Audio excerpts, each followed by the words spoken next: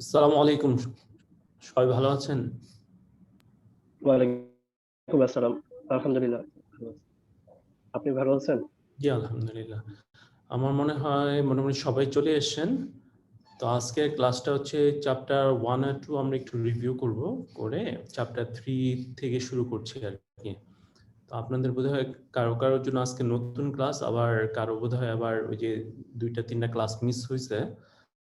So এইগুলা মানে gap filling class আর কি এগুলো, তাই কি না?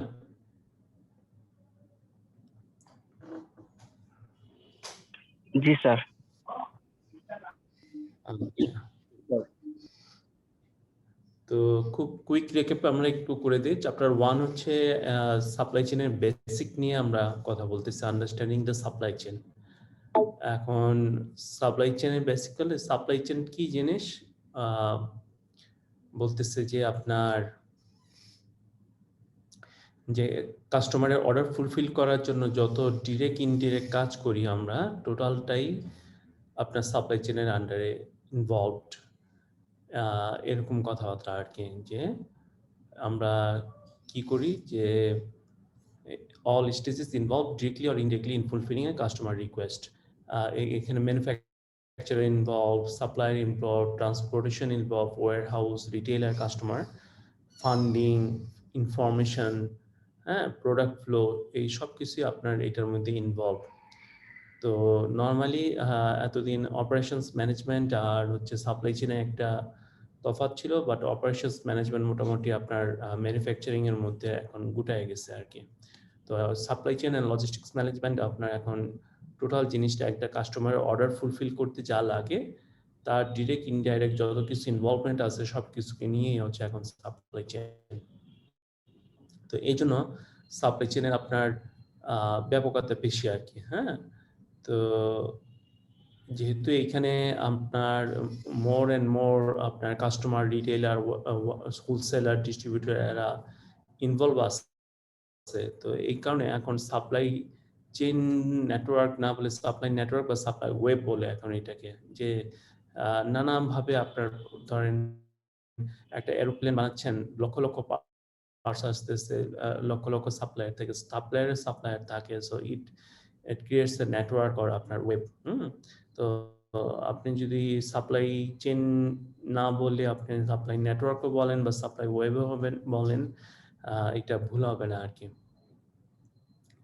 তো এখানে একটা সুন্দর উদাহরণ দেয়া আছে, যেমন পিএনজি আর ওয়ালমার্টের মধ্যে যেমন একটা সমগ্র পিএনজি, যেমন এরিয়াল আপনার জানেন একটা ডিটারজেন্ট পাউডার আছে। তো পিএনজি কি করে, টিম্বার কোম্পানি থেকে তাদের প্যাকেজিং নেয়, যে প্যালেট তৈরি করে, পেপার ম্যানুফ্যাকচারার, তারপরে আছে প্যাকটিভ কর্পোরেশন, তাদের থেকে পিএনজি জিনিসগুলো নিয়ে আসে, প্যাকেজিং কর্পোরেশন কেমিক্যাল থেকে কেমিক্যাল না আনে, আর প্লাস্টিক প্রডিউসার থেকে প্যাকেট আনে। তো তো এগুলো ইনভলভ করে পিএনজি কাদের দিচ্ছে, ওয়ালমার্টকে দিচ্ছে, ওয়ালমার্ট স্টোরকে দিচ্ছে, স্টোর কাস্টমারকে পাচ্ছে। সো এই জন্যই এটাকে আপনার মোটামুটি একটা নেটওয়ার্ক বা ওয়েব বলা হচ্ছে আর কি। তারপরে তো বিভিন্ন ধরনের ডিস্ট্রিবিউশন চ্যানেল এখানে কাজ করে, supplier, manufacturer, distributor, retailer, customer, এরকম সাপ্লায়ার থাকে, সবাই একটা কোনো না কোনোভাবে আপনার এখানে ইনভলভ। আর ফ্লোটা হচ্ছে 3-4টা জিনিস ফ্লো হয় এখানে। আমরা বলছিলাম হচ্ছে ম্যাটেরিয়াল ফ্লো হয়, প্রোডাক্ট ফ্লো হয়, ইনফরমেশন ফ্লো হয়, ফান্ড ফ্লো হয়। 3টে জিনিস, ম্যাটেরিয়াল, ইনফরমেশন আর ফান্ডের ফ্লো। আর সাপ্লাই চেনে কি হয়, আপনার আমাদের অবজেক্টিভটা থাকে হচ্ছে ম্যাক্সিমাম দ্য ভ্যালু জেনারেটেড। কাস্টমারদের জন্য যে আমরা ভ্যালু জেনারেট করি, টোটাল সাপ্লাই চেনের পার্টনার্সরা মিলে বা স্টেক হোল্ডাররা মিলে, তার থেকে সাপ্লাই চেনের কস্টটা বাদ দিলে যেটা থাকে তাকে বলি আমরা সাপ্লাই চেন সারপ্লাস। এই সারপ্লাসটা যেন সবসময় ম্যাক্সিমাইজ করতে পারি। তো নানা কারণে এই সারপ্লাসটা আমাদের আসে না। তো এইগুলো হচ্ছে চ্যাপ্টার 2-তে আমরা বা 1-এ দেখার চেষ্টা করি আর কি, কোথায় আমরা ভ্যালু ক্রিয়েশন হয়, কোথায় আমাদের সাপ্লাই চেনের সারপ্লাস থেকে যায় আর কি।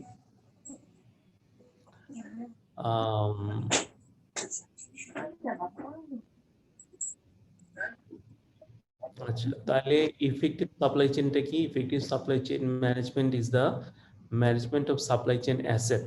অ্যাসেটগুলো কি কি? আপনার ক্যাপাসিটি হইতে পারে, ইনভেন্টরি হইতে পারে, ট্রান্সপোর্ট হইতে পারে। এই 3টা হচ্ছে আপনার সাপ্লাই চেনের অ্যাসেট। এগুলাকে আমরা প্রপারলি ম্যানেজ করে কি করি?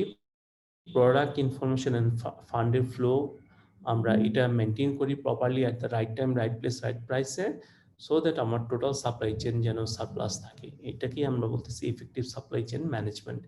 সাপ্লাই চেনের অ্যাসেটগুলোকে প্রপারলি ম্যানেজ করে প্রোডাক্ট ইনফরমেশন অ্যান্ড ফান্ডের ফ্লোটা ঠিক রাখি, সো দ্যাট আমাদের সাপ্লাই চেন সারপ্লাস থাকে। এটাকে আমরা বলি ইফেক্টিভ সাপ্লাই চেন ম্যানেজমেন্ট।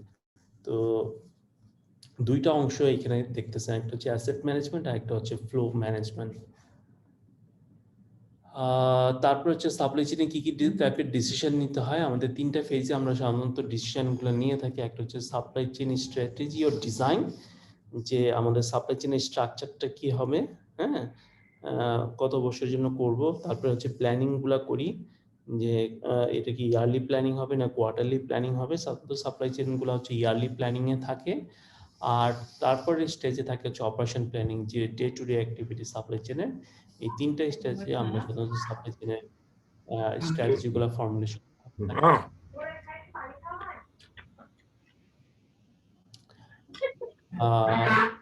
জল খেয়ে পরেই পানি খাও।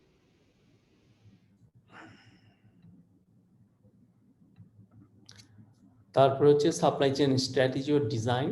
তো ডিজাইনে আমরা কি করি, কাজটা এখানে দেখেন, decision about the configuration of the supply chain. কনফিগারেশনটা কি?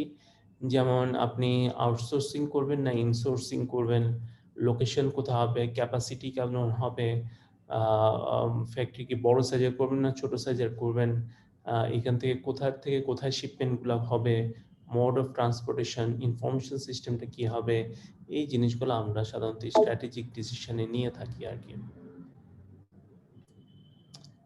এরপর আসে সাপ্লাই চেন প্ল্যানিংয়ে আমরা সাধারণত পলিসিসগুলো, শর্ট টার্ম পলিসিস, ফিক্সড যেসব কনফিগারেশন, হ্যাঁ, তারপরে যে আপনার কস্টিং কিছু ইস্যু, প্রকিউরমেন্টের ইস্যু, এই জিনিসগুলা, ফোরকাস্টিং, এখানে আমরা এই জিনিসগুলা দেখে থাকি আর কি। ফোরকাস্টিংয়ে আবার যেমন আসে, যেমন ফোরকাস্টিং এরর থাকে, এখানে দেখা হয়। প্ল্যানিং ডিসিশন যেমন এই যে plan build up inventory, sub contract করা হবে, কিভাবে করা হবে, পলিসিগুলো কি হবে, timing and size of the market promotion, short term আপনি ডিসকাউন্টিং দিবেন না ইএলটিপিতে যাবেন, এই জিনিসগুলো এখানে ডিসাইড করা হয় আর কি। আর অপারেশনে যেমন বলছি আমরা উইকলি বেসিসে কাজগুলো করে থাকি। ডিসিশন রিগার্ডিং দেন ইন্ডিভিজুয়াল কাস্টমার অর্ডার, হ্যাঁ, তারটা শিপমেন্ট কি হবে, একটা কন্ট্রাক্ট পেলেন, কন্ট্রাক্টটা কিভাবে দেখবেন, হ্যাঁ, শর্ট টার্ম ডিসিশনগুলো আমরা সাধারণত এখানে নিয়ে থাকি আর কি। আর কি আছে এখানে, আচ্ছা, সাপ্লাই চেন পার্সপেক্টিভে আছে আমরা ম্যাপ, ডায়াগ্রাম, প্রসেস ভিউ, আচ্ছা, স্কোর মডেল, ফাংশনাল ভিউ। তো ম্যাপিং করি আমরা, যে টোটাল ডিজাইনটা আমরা ম্যাপ করি, ডায়াগ্রাম আকারে সাজানোর চেষ্টা করি, প্রসেসে ভিউর আমরা কিছু ফ্লো চার্ট তৈরি করার চেষ্টা করি। সফটওয়্যার ইউজ করি আমাদের সফটওয়্যার কিছু আমরা ইউজ করি, হ্যাঁ। তারপর স্কোর মডেল আছে একটা ডেভেলপ করা, যে কিভাবে সাপ্লাই চেনের বিভিন্ন অংশগুলো বা ফাংশনগুলো কাজ করে সেটা এখানে দেখা হয় আর কি। এগুলো more or less theoretical issues. এখানে যেমন একটা ম্যাপ দেখানো আছে, আপনার ধরেন গ্লোবাল ম্যাপ, যে সাপ্লাই চেনের এখানে কি কি দেখা হচ্ছে, যে কোথা থেকে কোথায় ট্রান্সপোর্টেশন এন্ড শিপমেন্ট গুলো হচ্ছে, and at the same time আপনার কোথায় কোথায় কি ধরনের রিস্ক আছে, হ্যাঁ। তারপর হচ্ছে ডায়াগ্রাম, শিপমেন্ট গুলো দেখাচ্ছে কোন মোডে আপনার শিপমেন্ট গুলো হচ্ছে।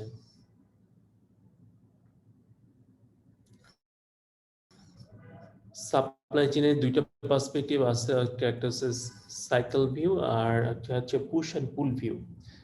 সাইকেল ভিউ হচ্ছে আপনার সিরিজ অফ স্টেপস, আপনারা আস্তে আস্তে কি করে সিক্লিক্যাল ঘুরে, যেমন কাস্টমার এন্ডের একটা সাইকেল থাকে, ম্যানুফ্যাকচারার এন্ডের একটা সাইকেল থাকে, এইভাবে আপনার সাইকেল ভিউটা দেখানো হয়। আর পুশ এন্ড পুল ভিউ হচ্ছে কি, যে টোটাল সাপ্লাই চেনের কোনোটাই ফুললি পুশ না, কোনোটা ফুললি পুল না। যেমন একটা রেস্টুরেন্টের যদি কথা ধরেন,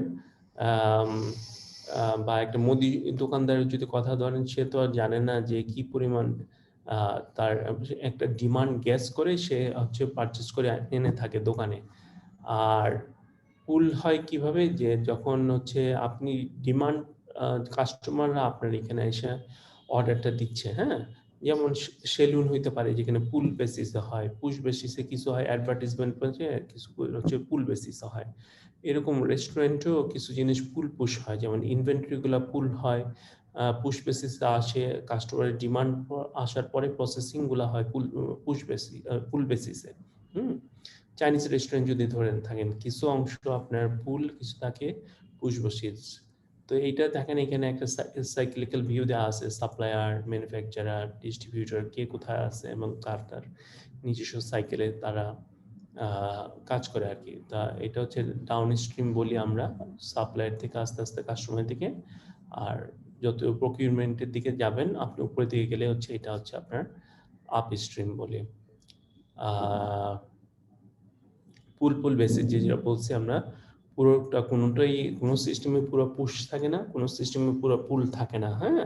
প্রসেসের কিছু অংশ পুশ থাকে, কিছু অংশ পুল থাকে, এটা আমাদের মাথায় রাখতে হবে আর কি। যেমন এখানে আপনাদের একটা স্যান্ডউইচ শপের উদাহরণ দেয়া আছে, যেখানে কিছু অংশ আপনার আগের থেকেই প্রিপেয়ার করা থাকে, তারপরে কাস্টমার আসার পরে আপনি এই দোকানে যেমন এই শপটা যে ফাইনাল অ্যাসেম্বলি পর্যন্ত করা আসে, সেলিংটা হচ্ছে ফুল বেসিসে। এই স্যান্ডউইচ শপে একটু কাস্টমাইজ করা যায়, তার কারণে হচ্ছে কম্পোনেন্ট প্রিপেয়ার করা থাকে। ফাইনাল অ্যাসেম্বলিটা কাস্টমার অর্ডারের পরে আসার পরে এখানে তো দেখেন পুরোটা এ হচ্ছে কি বলবো, পুরোটাই হচ্ছে আপনার র মেটেরিয়ালস গুলো থাকে, আর কাস্টমার আসার পরে পুরোটা রান্না করে দিচ্ছে আর কি। তো এই সিস্টেমের কিছু অংশ থাকবে পুল, কিছু অংশ থাকে পুশ। এইটা আমাদের একটু মাথায় রাখতে হবে আর কি। আর সাপ্লাই চেনে সাধারণত আমরা এখন নানান ধরনের ইস্যুস চলে আসে হচ্ছে customer relationship management, CRM use করি, internal supply chain management, SCM, supplier relationship management, এগুলো সবই ইন্টারনেটের সাথে জড়িত আর কি, হ্যাঁ। তো সাপ্লাই চেনে ধরেন সাপ্লায়ার রিলেশনশিপ ম্যানেজমেন্ট দেখে হচ্ছে সোর্সিং, নেগোসিয়েশন, বাই, এগুলো করে। ইন্টারনাল সাপ্লাই চেন ম্যানেজমেন্ট এগুলো হচ্ছে পুরো স্পেকট্রাম ধরে থাকে আর কি, supplier and and customer end. Strategic planning থাকে, ডিমান্ড প্ল্যানিং থাকে, সাপ্লায়ার, হ্যাঁ, ফুলফিলমেন্ট, আর কাস্টমার রিলেশনশিপে মার্কেট, প্রাইস, সেল, এগুলো আমরা দেখার চেষ্টা করি আর কি। তো পুরো জিনিসটা স্কোর মডেলের আন্ডারে যদি চলে আসে তাহলে এইভাবে কাজ করে আর কি। অ্যানেবল সোর্সিং থাকে, মেক থাকে, ডেলিভারি যেটা আমরা বুঝি, প্ল্যান করি, হ্যাঁ, কাস্টমারকে দেই, আবার রিভার্স লজিস্টিক্স হয়। এটা হচ্ছে যে ট্রেডিশনাল কি কাজ হয়, ফাংশনাল কাজগুলো আর কি। সেগমেন্টেশন আর কি আছে,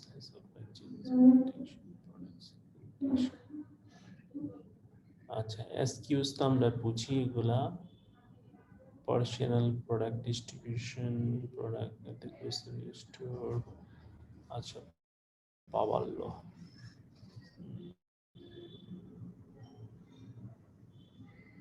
ABC analysis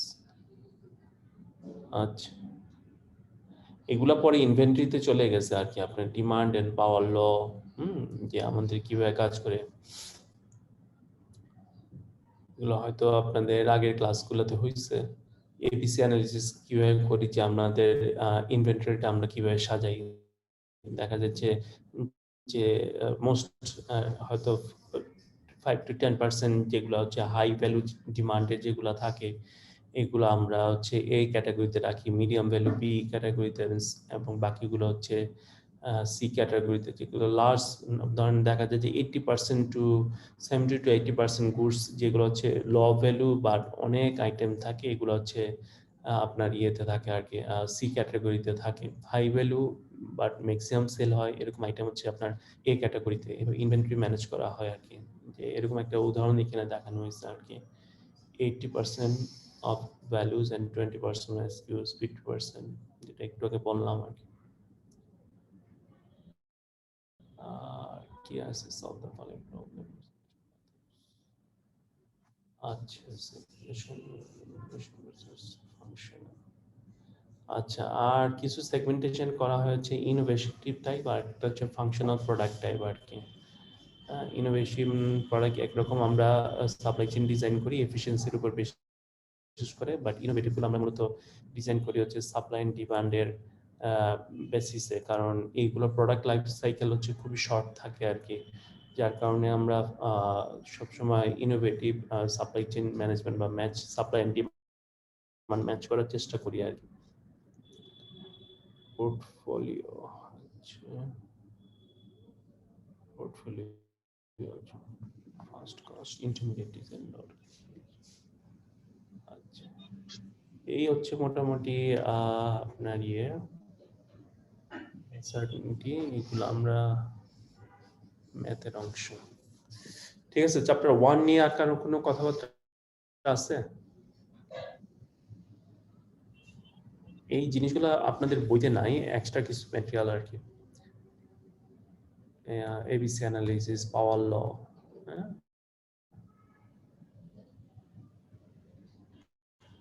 কারো কোনো কোয়েশ্চেন আছে চ্যাপ্টার 1 নিয়ে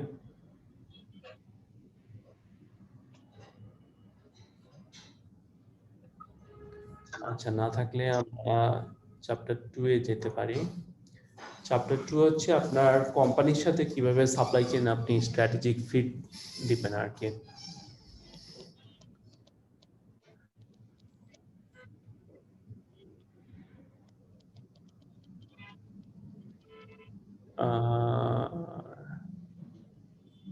স্লাইডটা অলরেডি চ্যাপ্টার 1 and 2 তো বোধহয় আপনাদের কাছে আগেই আছে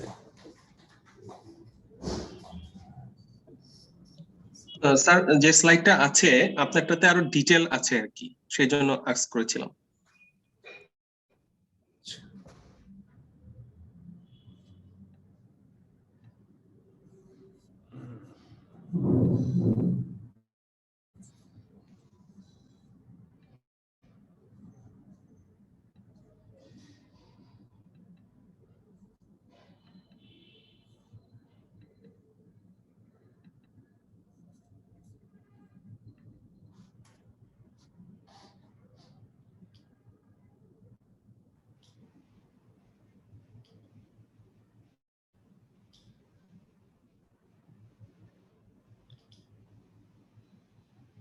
সবাই কি পেয়েছেন নাকি না মনির মনির তুমি যদি একটু শেয়ার করে দিতা আর কি কোনটা ওই যে চ্যাপ্টার 2 ওকে ওকে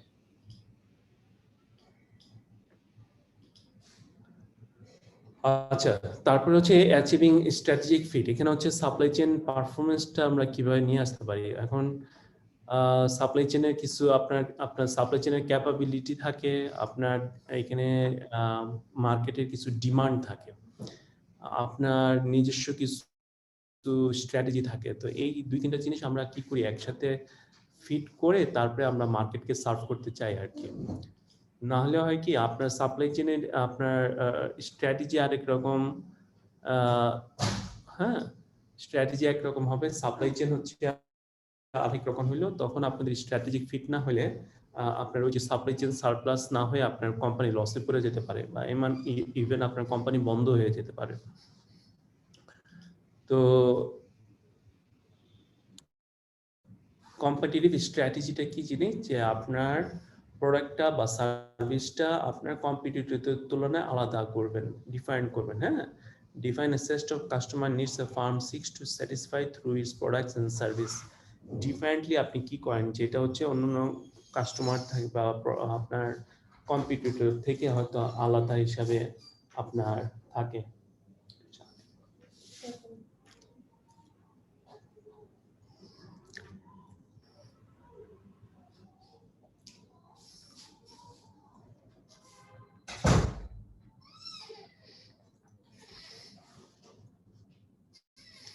তো কম্পিটিটিভ স্ট্র্যাটেজির সাথে আপনার প্রোডাক্ট ডেভেলপমেন্ট স্ট্র্যাটেজি আছে, মার্কেটিং স্ট্র্যাটেজি আছে, supply chain strategy, all functional strategies. তো আপনি একটু খেয়াল করে দেখেন, বেস্ট বাই বা আরএফএল এর যদি অ্যাড, এটা কন্টিনিউয়াস টিভিতে আসতেই থাকে। প্রোডাক্টগুলো যেমনই থাকুক, আপনার জানি না কেমন লাগে আপনাদের, স্পেশালি যেগুলো ফুড অ্যান্ড বেভারেজ আছে, বাচ্চারা খুব পছন্দ করে, বাট কোয়ালিটির দিক দিয়ে হয়তো অ্যাকসেপ্টেবল কোয়ালিটি না, বাট স্টিল তারা কি করতেছে, আপনার হিউজ অ্যাডভার্টাইজমেন্ট দিচ্ছে। তো ওদের হচ্ছে প্রোডাক্ট হচ্ছে অ্যাকসেপ্টেবল কোয়ালিটি, বাট মার্কেটিংয়ের স্ট্র্যাটেজি হচ্ছে অন্যান্য কম্পিটিটর থেকে বেশি।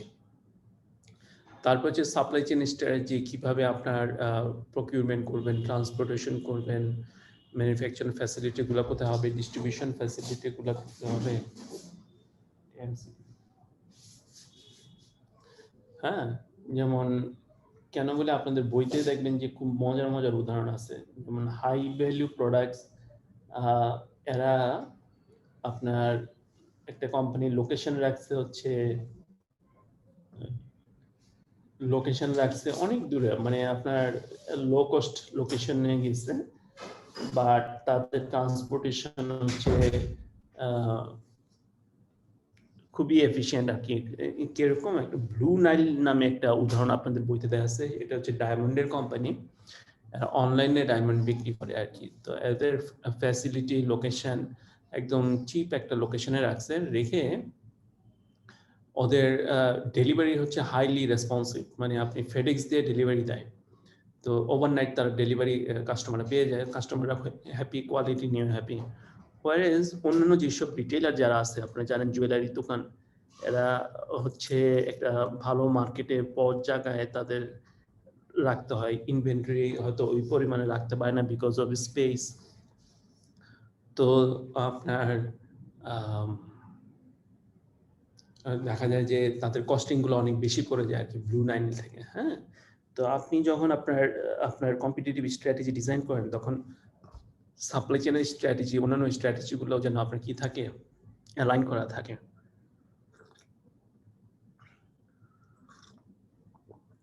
আমরা যদি ভ্যালু চেইন দেখি, new product development, marketing and sales, operation, distribution, service, এগুলো হচ্ছে আপনার ডাইরেক্ট অ্যাক্টিভিটিস, আর এগুলো হচ্ছে supporting activities, finance, accounting, information technology, এগুলো ইন্টারাকশন করি কিন্তু আমরা ভ্যালু ডেলিভারি করি। তো এগুলোর মধ্যে কি দরকার, আমাদের স্ট্র্যাটেজিক ফিট দরকার। এই ওয়ার্ডটা খুব ইম্পর্টেন্ট, স্ট্র্যাটেজিক ফিট, শুধু ফিট না, স্ট্র্যাটেজিক্যালি ফিট হইতে হবে। তো competitive and supply chain strategies have aligned goals, তাদের গোলগুলো যেন অ্যালাইন থাকে। আপনি স্ট্র্যাটেজি যেটা নেবেন, সাপ্লাই চেইন যেন সেটা ফুলফিল করে, অথবা সাপ্লাই চেইনে যেটা আপনার ক্যাপাসিটি আছে সেই অনুযায়ী যেন আপনি আপনার কম্পিটিটিভনেসটা বিল্ড আপ করেন। এই যে আমি যে কথাটা বলছি, a company may fail because of lack of strategic fit or because the process and resources do not provide the capabilities to execute the desired strategy. তো কিভাবে করা যায়, আমরা ফিট কিভাবে করতে পারি? এক number, understanding the customer and supplier chain uncertainty. যদি কাস্টমারের ডিমান্ডটা বুঝতে পারি এবং সাপ্লাই চেনের আনসার্টেনটি আমি জানি, তাইলে আমি স্ট্র্যাটেজিক ফিটটা ভালো দিতে পারবো। তারপর হচ্ছে understanding the supply chain capabilities. তো আমি আমার আনসার্টেনটিটা জানলাম বা ডিমান্ডটা জানলাম, আমার ক্যাপাবিলিটিটা জানলাম, তারপরে দুইটা আমরা কি করলাম, 3 নাম্বার পয়েন্টে এসে আমরা একটা ফিট করার চেষ্টা করলাম যে কোনটা দিয়ে কোনটা চেষ্টা করি। যেমন আপনারা যে প্রফেশনে আসছেন, সোয়াট নাম শুনছেন, strength, weakness, opportunity and threat. আপনারা সবসময় সব কিছুর জন্য মোটামুটি নতুন কিছু হোক পুরনো কিছু হোক সবার আমরা সোয়াট অ্যানালিসিস করি। বা আপনারা যখন মার্কেটে নামেন কাজ করেন, আপনার সাপ্লায়ারের আপনার সবসময় স্ট্রেংথ উইকনেস আপনারা দেখেন। যেমন আপনার কিছু একটা সাপ্লায়ার ধরেন, একটু পরে একটা কনসেপ্ট আসবে, দেখবেন হচ্ছে ইন্টারনাল আনসার্টিনিটি, ইমপ্লাইড আনসার্টিনিটি নামে একটা কনসেপ্ট আসবে।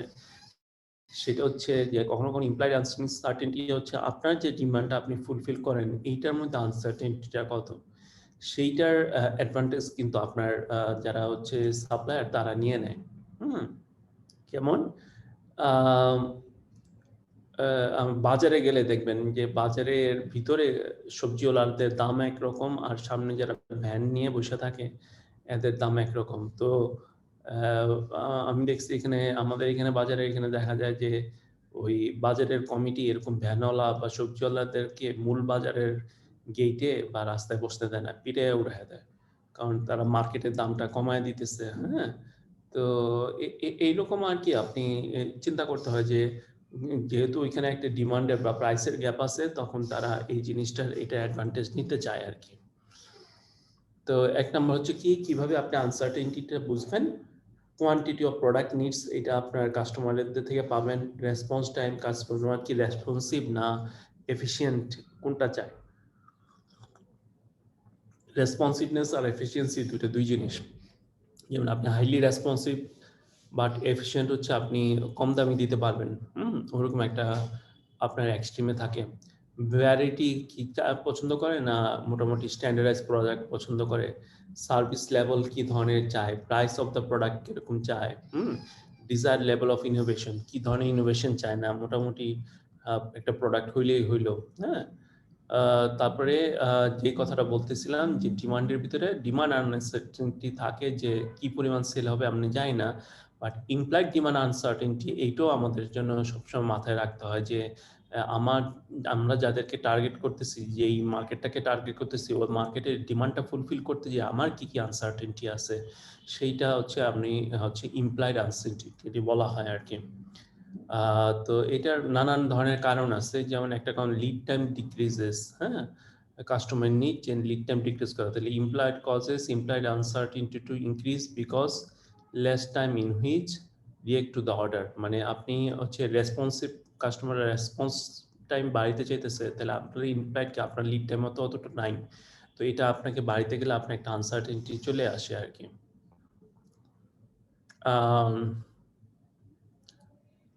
Other attributes, impact of supply capability. হ্যাঁ, source capability তো আমরা বুঝি, supply source capital frequent breakdown যদি থাকে, কজেস অফ সাপ্লাই আনসার্টি ইনক্রিজ করে। ফ্রিকোয়েন্ট ব্রেকডাউন হচ্ছে মেশিনের ব্রেকডাউন হইতে পারে, ট্রান্সপোর্টেশনের ব্রেকডাউন হইতে পারে, দেন আপনার প্রোডাক্টের ব্রেকডাউন। তারপর হচ্ছে পোর কোয়ালিটি যদি হয় তাহলে ইনক্রিজ সাপ্লাই চেনের আনসারটি ইনক্রিজ করে, কারণ বিকজ আপনার প্রোডাক্ট বেশি বেশি রিভার্স করতে হবে বা পুল ডাউন করতে হবে। আপনার লিমিটেড ক্যাপাসিটি হইলে আনসার্টেনিটি বাড়ে, ডিমান্ড অধিক বাইরে গেলে আপনি দেখা যাবে যে হিমশিম খাচ্ছেন। ইভলভিং প্রোডাকশন প্রসেস, হ্যাঁ, আস্তে আস্তে বাড়াচ্ছেন, সেই ক্ষেত্রেও দেখা যাবে যে আপনার সাপ্লাইয়ের আনসার্টেনিটি বাড়ে। তো আমরা ইমপ্লাইড আনসার্টেনিটি দুইটা স্পেকট্রাম নিয়ে কথা বলছি। দেখেন, প্রেডিক্টেবল সাপ্লাই এন্ড ডিমান্ড, যেমন সল্টের কথা বলছে, প্রেডিক্টেবল সাপ্লাই এন্ড ডিমান্ড। লবণ মোটামুটি বাজারে আপনার স্টেবল, লবণ কেউ বেশিও খায় না কমও খায় না, যার যতটুকু দরকার অতটুকুই করে আর কি। whereas communication device highly uncertain demand and supply. হ্যাঁ, যেমন একটা নতুন মোবাইল সেট আসছে, এটা চলবে কি চলবে না, হ্যাঁ, এইটা একটা বড় ইস্যু। একটা মজার ব্যাপার দেখেন যে 5G আসছে, তারপর হচ্ছে ফোল্ডেবল আপনার আসছে, মোবাইল ফোন আসছে, বাট ফোল্ডেবল মোবাইল সেট কিন্তু খুব আমরা বেশি একটা মার্কেটে দেখতেছি না। আনসার্টেনটি আছে। তারপর হচ্ছে প্রেডিক্টেবল সাপ্লাই আনসার্টেন ডিমান্ড, এইটার মধ্যে হচ্ছে আপনার ইমপ্লয়েড ডিমান্ড রয়ে গেছে এক্সিস্টিং অটোমোবাইল মডেল, যে এইটা আপনি মানে কারেন্ট যে মডেলটা বাজারে বিক্রি হয় এইটা সাপ্লাই দেওয়ার মধ্যে আপনার কি কি আনসার্টেনটি রয়ে গেছে। তো এটা একটা স্পেকট্রামের মধ্যে আমরা অপারেট করি আর কি। 2 নম্বর বলতে হচ্ছে আন্ডারস্ট্যান্ডিং সাপ্লাই চেইন ক্যাপাবিলিটিস, হ্যাঁ, যে আমার ক্যাপাবিলিটিস কি আছে।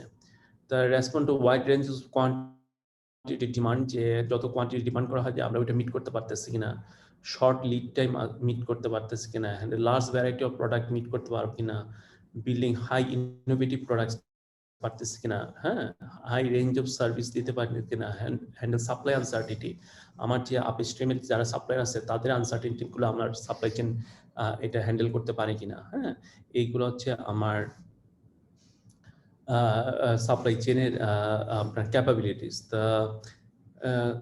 তো আপনার যদি রেসপন্সিভ করতে চান সাপ্লাই চেইন, আমরা দুইটা ক্যাপাবিলিটিস কথা বলছেন, রেসপন্সিভ একটা হচ্ছে এফিসিয়েন্সি। তাহলে responsive always comes with a cost, হ্যাঁ, আপনি যদি হাইলি রেসপন্সিভ হতে চান, যে যখন তখন যেমন তেমন, যেমন আমাদের পুলিশ স্টেশন 24 ঘন্টা সার্ভিস, তাই না, যখন তখন যাই হয় পুলিশ স্টেশন কিন্তু খোলা। তো supply chain efficiency is the inverse to the cost of making and delivering the product of customer, হ্যাঁ, এফিসিয়েন্সি আপনার হচ্ছে প্রোডাক্ট অ্যান্ড কস্ট এফিসিয়েন্সি হলে কমে আসবে, রেসপন্সিভ হলে বাড়বে। Cost responsive and efficient frontier curve shows the lowest possible cost for a given level of responsiveness. এটা দেখা যায় আর কি, যে আপনি যদি হাই কস্ট হন তাহলে আপনি হাইলি রেসপন্সিভ হতে পারবেন, বাট লো কস্টে আপনার রেসপন্সিভনেস হওয়া বা রেসপন্সিভ হওয়া খুবই কঠিন আর কি। যেমন আপনি যদি একটা রেস্টুরেন্টের কথা ধরেন, যেমন 5 স্টার একটা হোটেল, এটা হয়তো 24 ঘন্টাই খোলা থাকবে, আপনি রাতে 3টার সময় নেমেও আপনি হয়তো রেস্টুরেন্ট খোলা পাইছেন। ওয়াইরাস আমাদের এখানে অলিতে গলিতে যেগুলো স্টারলেস হোটেল, এগুলোতে হচ্ছে আপনার শুধু থাকার ফ্যাসিলিটি আছে, খাওয়ার ফ্যাসিলিটি হয়তো সবসময় আপনি পাবেন না, তাহলে হাইলি রেসপন্সিভ না, হ্যাঁ, এরকম হইতে পারে। তাহলে আমাদের দুইটা ডাইমেনশন দেখেন, হাইলি এফিশিয়েন্ট হইতে পারে অথবা হাইলি রেসপন্সিভ হইতে পারেন। যেমন এখানে একটা উদাহরণ দিচ্ছে, জাপানের 7-Eleven একটা স্টোর, এটা দিনের বিভিন্ন সময়ে বিভিন্ন চাহিদাগুলো পূরণ করতে পারে আর কি। মার্চেন্টের যে লোকেশন এবং টাইম অনুযায়ী এরা সাধারণত তাদের ইয়াগুলা শেলফগুলা রিফিল করে ফেলে। ওয়ারেস আপনার হাইলি এফিশিয়েন্ট হইলে এরা যেমন স্টিল মিলের প্রোডাকশন 1 মাস আগে থেকে আপনি অর্ডার দিয়ে রাখছেন, সেই অনুযায়ী আপনার স্টিল প্রোডাকশন হইলো, হ্যাঁ, মানে ফ্লেক্সিবিলিটি নাই, ভেরিয়েবল স্ট্যান্ডার্ড প্রোডাক্ট তারা প্রডিউস করে যেতে থাকে। সামহাট এফিশিয়েন্ট হচ্ছে যেমন মেক টু স্টক যারা করে থাকে আর কি, প্রোডাকশনের পরে আপনি ইনভেন্টরি করে রাখে আস্তে আস্তে আপনাকে দিবে। আর সামহাট রেসপন্সিভ হচ্ছে automobile production, large variety of products in a couple of weeks, হ্যাঁ, সপ্তাহ লাগে যেতে পারে। তো আমরা দুইটা স্পেকট্রামে, হয় আপনি এফিশিয়েন্ট হবেন না হয় আপনি রেসপন্সিভ হবেন, মাঝখানে আসাটা খুবই ডিফিকাল্ট আর কি।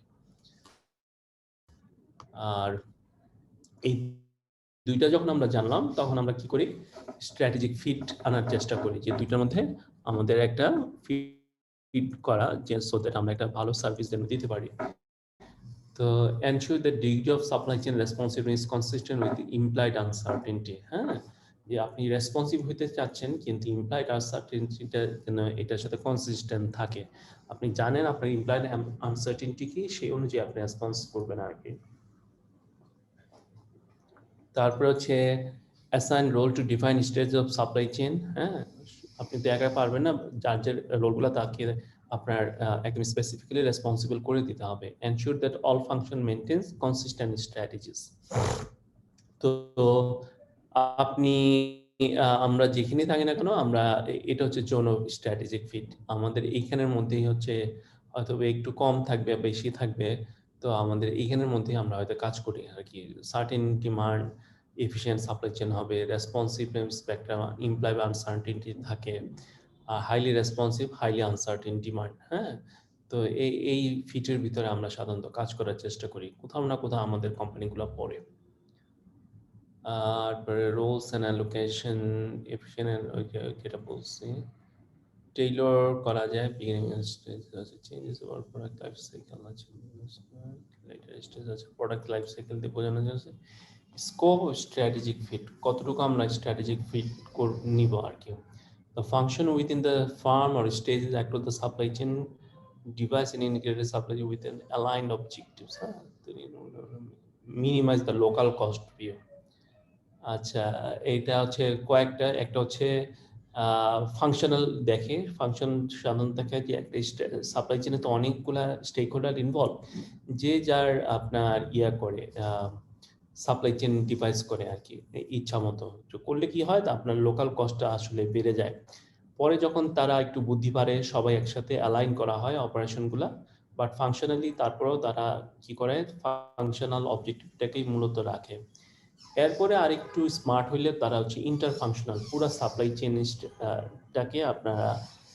একটা স্ট্র্যাটেজিক ফিটের মধ্যে নিয়ে আসে প্রত্যেকে সবাই একটা সাপ্লাই চেন সবাই ইনফরমেশন শেয়ার করে আপনার ওই সাপ্লাই চেনের প্রফিট বাড়ানোর চেষ্টা করে আর ইন্টার কোম্পানি হচ্ছে যে আপনার শুধু সাপ্লায়ার কাস্টমার না যত ধরনের আপনার রিলেশনশিপে আছে তাদের সবার সাথে আপনার একটা সাপ্লাই চেন নেটওয়ার্কটা বা ওয়েবটা বিল্ড আপ করা Agile inter-company scope হচ্ছে firm's ability to achieve system when partnering with supply chain stages that change over time মানে কি যে আমরা তো আর এক ধরনের ফার্মের সাথে সবসময় ম্যানুফ্যাকচারাররা বা সাপ্লায়াররা ডিল করে না এটা সময়ের সাথে সাথে আপনার ডিস্ট্রিবিউটর সাপ্লাই নেটওয়ার্ক আপনার রিলেশনশিপে সবই চেঞ্জ হয় তো এই চেঞ্জটার সাথে সাথে আপনার সাপ্লাই চেন নেটওয়ার্কটা কতটুকু অ্যাজাইল কতটুকু অ্যাডাপ্ট করতে পারতেছে সেইটা হচ্ছে আপনার এখানে দেখা হয় কতটুকু আর এটা করতে গেলে আমাদের কিছু কিছু চ্যালেঞ্জ আছে যেমন স্ট্র্যাটেজিক ফিটের ক্ষেত্রে এক নাম্বার হচ্ছে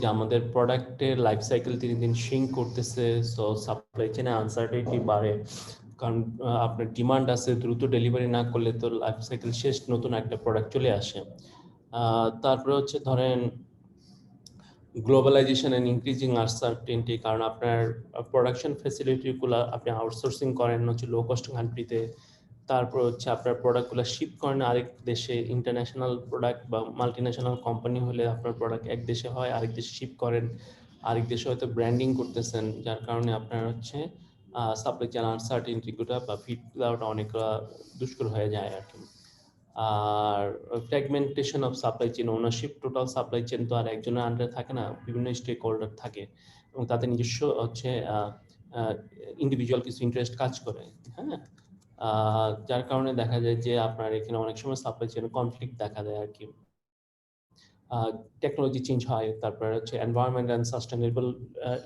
এখন চলে আসছে যে এখন আগের মতো আর আপনি ইচ্ছা মতোই ধরেন একটা শিপ তৈরি করলেন শিপ আপনার শিপ এনভায়রনমেন্টাল পলিউশন করতেছে কিনা আপনি একটা জামা পাঠাবেন ইউরোপের একরকম স্ট্যান্ডার্ড আছে অন্য দেশের একরকম স্ট্যান্ডার্ড আছে আপনি হয়তো যে ধর নেটফ্লিক্সে সব প্রোগ্রাম কিন্তু নেটফ্লিক্সের ইউরোপে চলে না বা ইউএসএ তে চলে না বাংলাদেশে চলে না আবার আপনি একটা ফোন পাঠাবেন ইউরোপের একটা টেকনোলজিক্যাল স্ট্যান্ডার্ড আছে সেইটা মেনটেন করতে হইতেছে বা আপনি একটা ওয়েবসাইট করবেন ওইখানেও অনেক ধরনের আপনার প্রাইভেসি পলিসি ফলো করতে হচ্ছে তো যার কারণে এনভায়রনমেন্ট কিন্তু আগের মতো নাই এই কারণে আপনার সাপ্লাই চেনের ওই ফিটগুলো আপনার কি হয় আমার চেঞ্জ করতে হইতেছে যার কারণে দিস বিকাম আ চ্যালেঞ্জ তো এই হচ্ছে চ্যাপ্টার 2 মোটামুটি কারো যদি কোনো কোয়েশ্চেন থাকে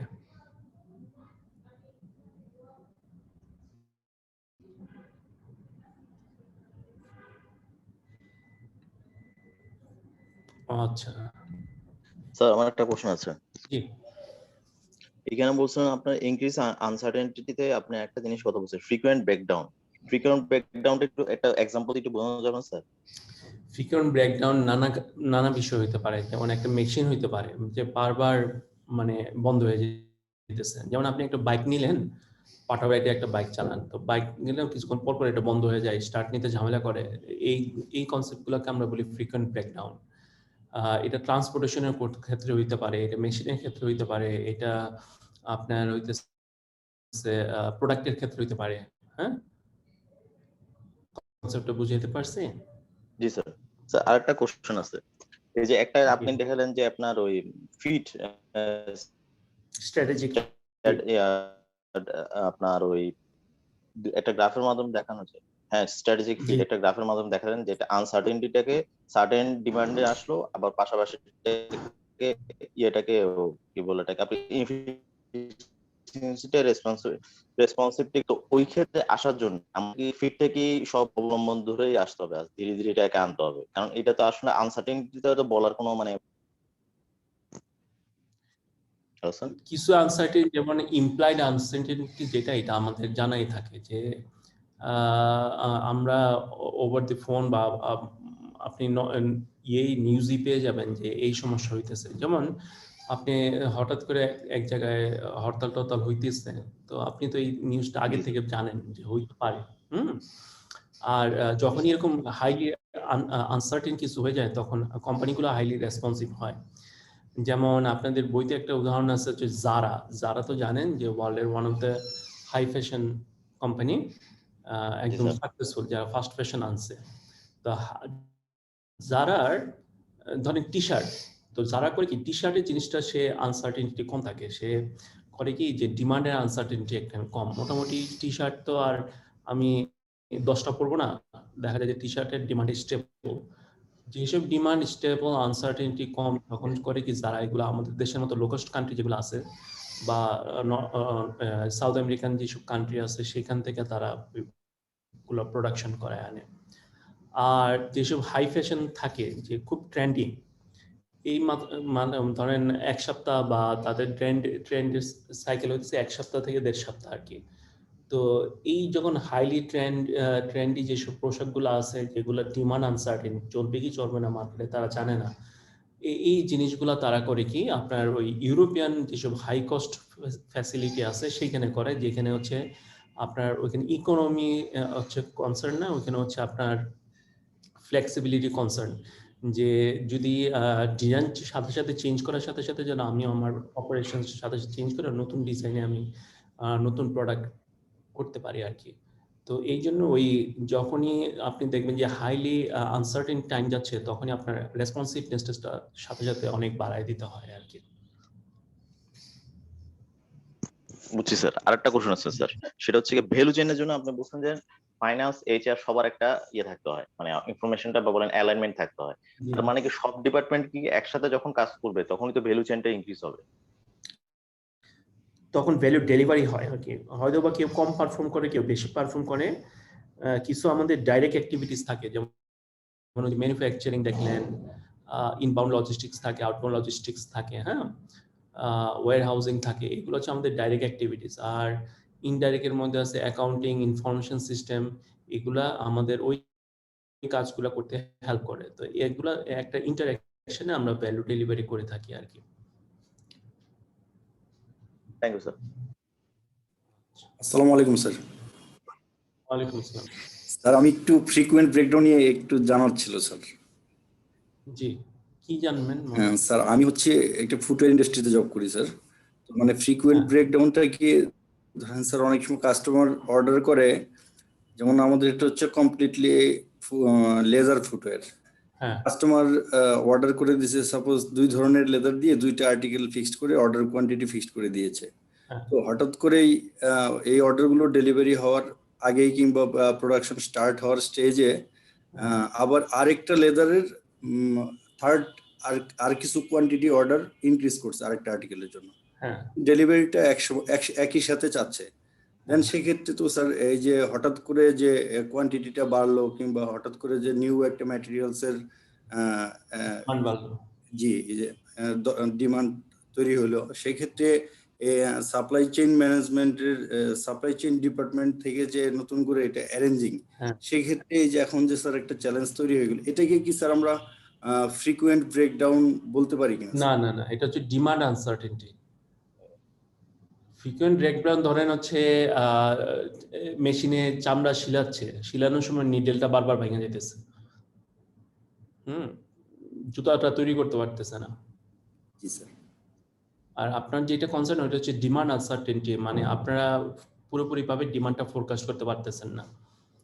তো আমরা চ্যাপ্টার 7-এ যে এই জিনিসগুলো সলভ করার চেষ্টা করি আর কি, যে এই বিষয়গুলো আসে আর কি ওখানে। জি স্যার। আচ্ছা, এখন আমরা দেখব যে সাপ্লাই চেইন ড্রাইভার্স, হ্যাঁ, সাপ্লাই চেইন কে কি কি জিনিস ড্রাইভার করে এবং এটাকে আমরা কিভাবে মেজার করতে পারি আর কি। তো এখানে অনেকগুলা অ্যাকাউন্টিং যারা বিজনেসের ব্যাকগ্রাউন্ডে আছেন তারা জানেন, আর নন বিজনেস ব্যাকগ্রাউন্ডও তারা একটু বইটা পড়লে বা আমরা ক্লাস করলে বুঝে যাবেন আর কি। আর সাধারণত আমরা যারা কনসালটেন্সি করি, আমাদের এখানে আপনার চ্যাপ্টারের শুরুতে কিছু আপনার ম্যাট্রিক্স দেওয়া আছে, এই ম্যাট্রিক্সগুলো ইউজ করলে আমি বুঝি যে ওই কোম্পানির আসলে কি দরকার, এর কি সেলস বাড়ানো দরকার, এর কি মার্কেটিং বাড়ানো দরকার, নাকি অ্যাসেট টার্নওভার বাড়ানো দরকার, না খরচ কমানো দরকার। হ্যাঁ, এটা খুব সহজে 2-3টা ফর্মুলা ইউজ করলে আমরা কিন্তু বুঝে যাই। কথাটা বুঝতে পারছি? তো এরকম থাম্ব রুল মাঝে মাঝে আমি বলবো আপনাদের, যেমন এর আগের ক্লাসও যারা ছিলেন রুল অফ 72 এর কথা বলছিলাম একদিন, তাই না? তো আজকে হচ্ছে এরকম কিছু আপনার ম্যাট্রিক্স আছে যেগুলো হচ্ছে আপনারা ইউজ করলে পরে আপনারা একটা কোম্পানির স্ট্যান্ডিং বুঝবেন যে কি অবস্থানে আছে। তারপরে ড্রাইভার্স গুলার আন্ডারে আলাদা আলাদা ম্যাট্রিক্স আছে। যেমন আপনি পুরো সাপ্লাই চেইনটা যদি আপনার একটা ডায়াগনস্টিক্স বা আপনাকে বলে যে এই কোম্পানির সাপ্লাই চেইন একটা পরীক্ষা করে আনো, তাহলে আপনি এই চ্যাপ্টারে যেসব ড্রাইভার গুলো আছে এবং ড্রাইভারের জন্য যেসব ম্যাট্রিক্স গুলা দেয়া আছে, ওই ম্যাট্রিক্স গুলা নিয়ে আসলে পরে আপনি টোটাল সাপ্লাই চেইনের কি অবস্থা এটা বুঝতে পারবেন। আমি কি ক্লিয়ার বুঝতে পারছি? জি স্যার, বুঝতে পারছি। আপনি যদি একটা কোম্পানির সাপ্লাই চেইন নিয়ে কিছু বলতে চান, তাহলে এই চ্যাপ্টার আপনার কাজে লাগবে। যে এই চ্যাপ্টার হচ্ছে ওই সাপ্লাই চেইনের অবস্থাটা বোঝা যায়, হ্যাঁ, এবং বোঝা যায় কি একদম ম্যাথমেটিক্যালি বোঝা যায়। এটা কোনো আপনার না, মানে কোনো ভ্যাগ না, একদম ম্যাথমেটিক্যাল ক্যালকুলেশন করেই বোঝা যায় যে এই অবস্থায় আছে সাপ্লাই চেইনটা। তো প্রথমে আসি দেখি কোম্পানিগুলা কি কি দিয়ে মেজার করে। এক নাম্বার হচ্ছে কোম্পানি মেজার করার চেষ্টা করে হচ্ছে ROE, return on equity. Equity মানে হচ্ছে কি আপনি যেই পরিমাণ ইনভেস্ট করছেন ওই ইনভেস্টমেন্টের উপরে আপনি কি পরিমাণ রিটার্ন পাইছেন। আর রিটার্নটাকে আমরা সাধারণত কোম্পানির ভাষায় ডিভিডেন্ড বলি। তো ইকুইটি হচ্ছে আপনার শেয়ার, যে কতটুকু শেয়ার কিনছেন ওই শেয়ারের এগেনস্টে, পার শেয়ারের এগেনস্টে কি পরিমাণ আপনি ডিভিডেন্ড পাচ্ছেন। ধরেন আপনার 10টা শেয়ার আছে, 10টা শেয়ারে পার শেয়ারে আপনি 1 টাকা করে ডিভিডেন্ড বা প্রফিট পাইছেন, তো আপনার 10 টাকা হচ্ছে প্রফিট। হয়তো বা শেয়ারের দাম হচ্ছে আপনার 100 টাকা, তাহলে 1000 টাকার ইকুইটিতে আপনি কত পার্সেন্ট প্রফিট পাচ্ছেন? 10 টাকা প্রফিট পাচ্ছেন। আমি কি কনসেপ্টটা ক্লিয়ার করছি?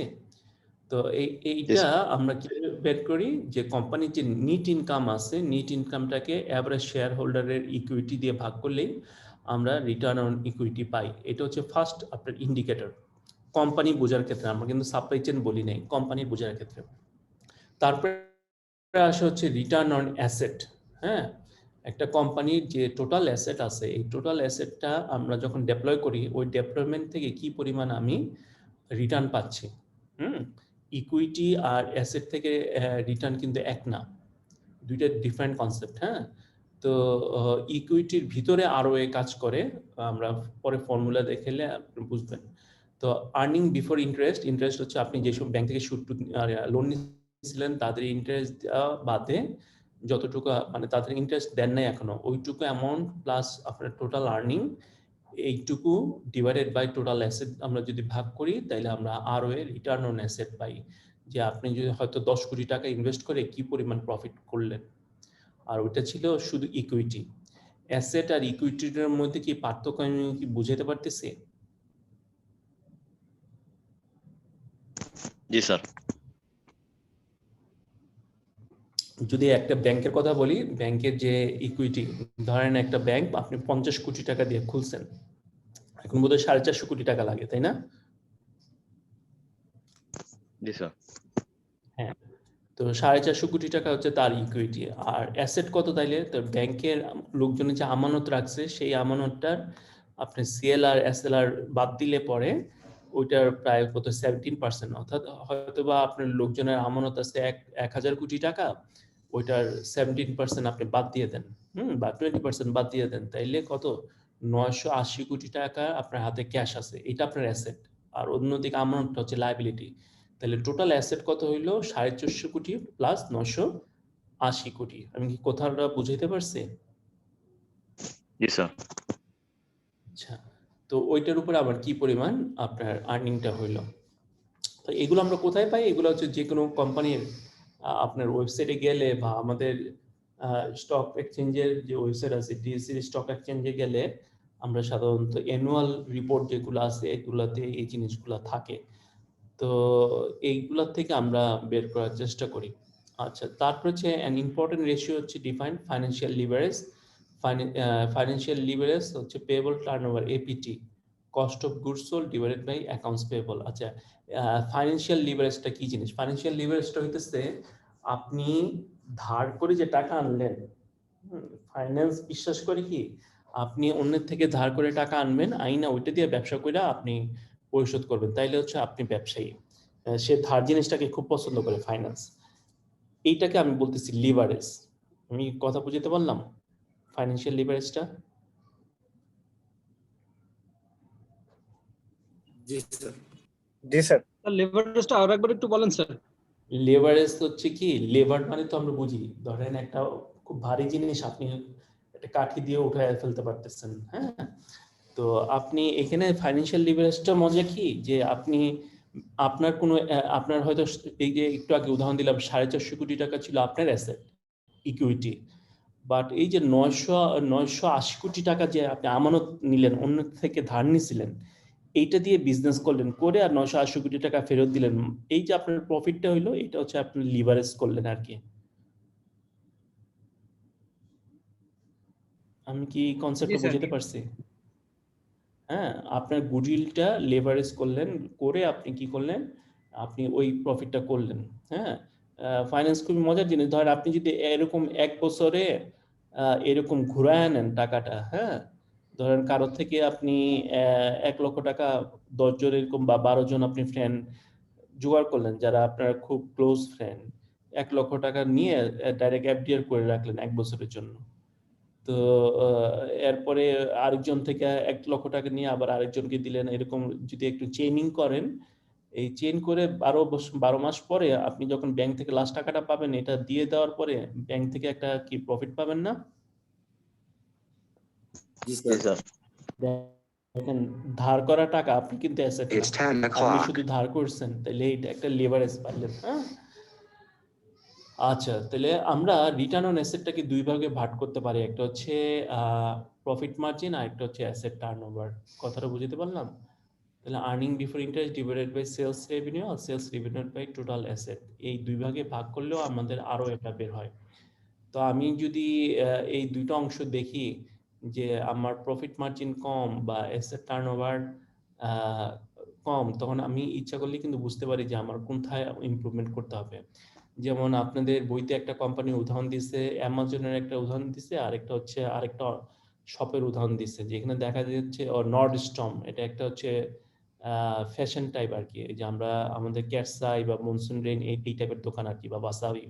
তো নর্ডস্ট্রমের প্রফিট মার্জিন হচ্ছে 12-13%, ওয়ারেজ আপনার অ্যামাজনের প্রফিট মার্জিন হচ্ছে হার্ডলি 1% আর কি। তো দেখা যায় নর্ডস্ট্রমের আবার অ্যাসেট টার্নওভার কম। অ্যাসেট টার্নওভার আমরা বুঝি তো?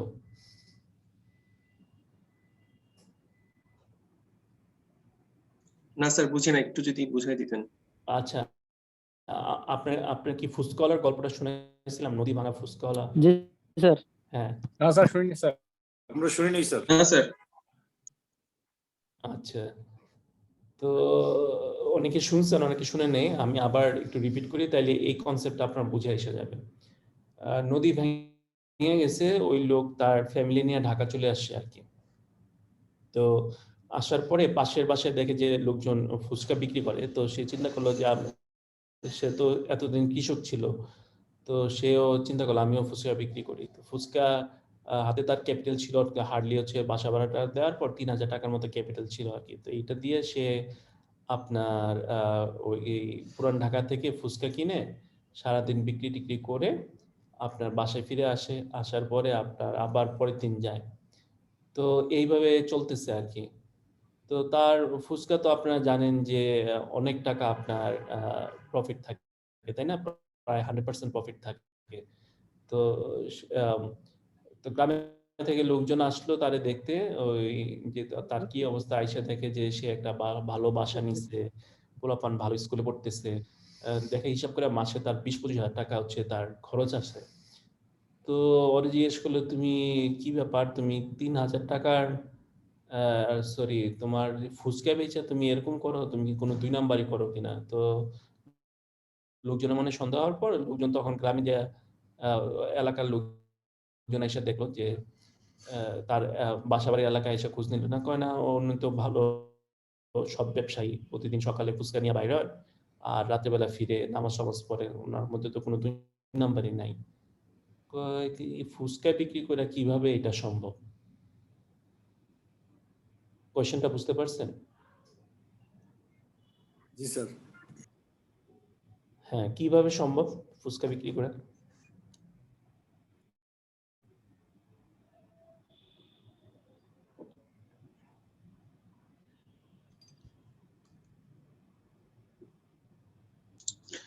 সে যে ডেইলি 100 টাকার যদি ফুচকা কিনে পরের দিন সেল করতেছিল, 100% টার্নওভার মানে হচ্ছে সে 100 টাকার উপরে আবার 100 টাকা ইনকাম করে ব্যাক করছিল, তাহলে তো তার প্রফিট মার্জিন বেড়ে যাচ্ছে, মানে টাকাটা সেভ হয়ে যাচ্ছে।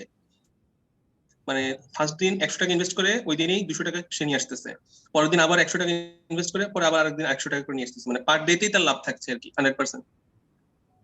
হ্যাঁ, তো এইখানে আমাদের যেটা দেখার বিষয় আমাদের অ্যাসেট টার্নওভারটা আমার, অর্থাৎ ক্যাপিটাল কম কিন্তু যেহেতু আমার টার্নওভার বেশি, মানে 30 দিনই হচ্ছে টার্নওভার তার। জি জি, যার কারণে দেখেন 100 করে যদি সে প্রফিট করে তাহলে মাসে 3,000 টাকা প্রফিট হয়ে গেছে। 3,000 টাকায় 3,000 টাকা প্রফিট। মজা না? জি স্যার, বুঝতে পারছি। হ্যাঁ, 3,000 টাকায় ডেইলি 3,000 টাকা প্রফিট হইলে মাসে কিন্তু 90,000 বা 2,000 হইলে মাসে 60,000 টাকা। হ্যাঁ, তো এইটা হচ্ছে এই ফুচকাওয়ালা বা দেখবেন যে সিগারেট বিক্রি করে, স্পেশালি ঢাকা ইউনিভার্সিটিতে আমি দেখলাম যে যারাই কোনো রকম ওই যে হলের পাশে দেখবেন ছোট ছোট দোকান নিয়ে বসে আছে, হ্যাঁ, এদের প্রত্যেকেরই হিউজ অবস্থা, দেশে গ্রামে অবস্থা।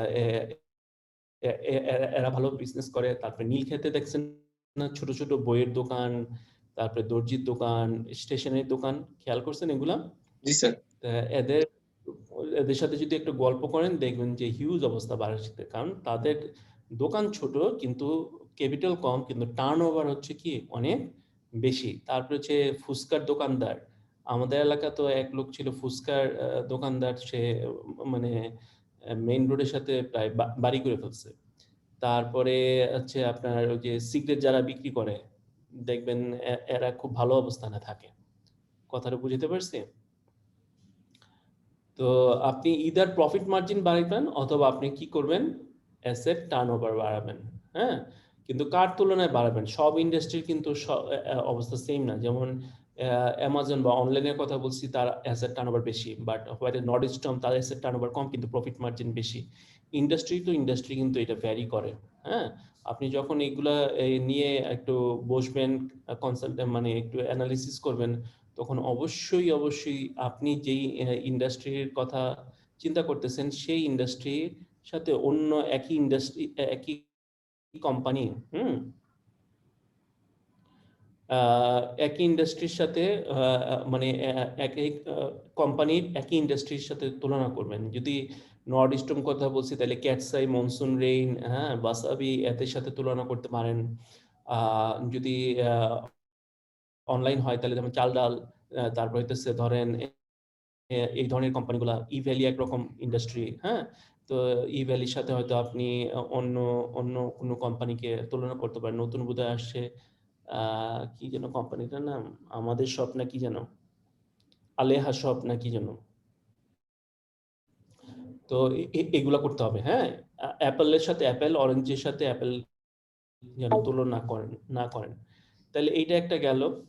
তারপরে হচ্ছে আমার কি আছে দেখেন, ফাইন্যান্সিয়াল মেজার অফ পারফরমেন্স তা কি থাকে, আমাদের যে কম্পোনেন্টস গুলো আছে, রিসিভেবল টার্নওভার, এগুলো আমাদের অ্যাসেট, রিসিভেবল টার্নওভার, তারপরে ইনভেন্টরি টার্নওভার, তারপরে property plant and equipment turnover. হ্যাঁ, এই তিনটা টার্নওভার আমাদের দেখতে হয় যে সেলসটা আমাদের যে আমরা করি তো কতদিনের জন্য আমাদের টাকা আটকে আছে, তারপর হচ্ছে ইনভেন্টরি কতদিন বসে থাকে, তারপরে যে এইটার উপরে আমার রেশিও কেমন, আমার যে ইনভেস্টমেন্ট আছে, যে প্রপার্টি প্ল্যান্ট বা ইকুইপমেন্ট আছে, এইগুলা কেমন।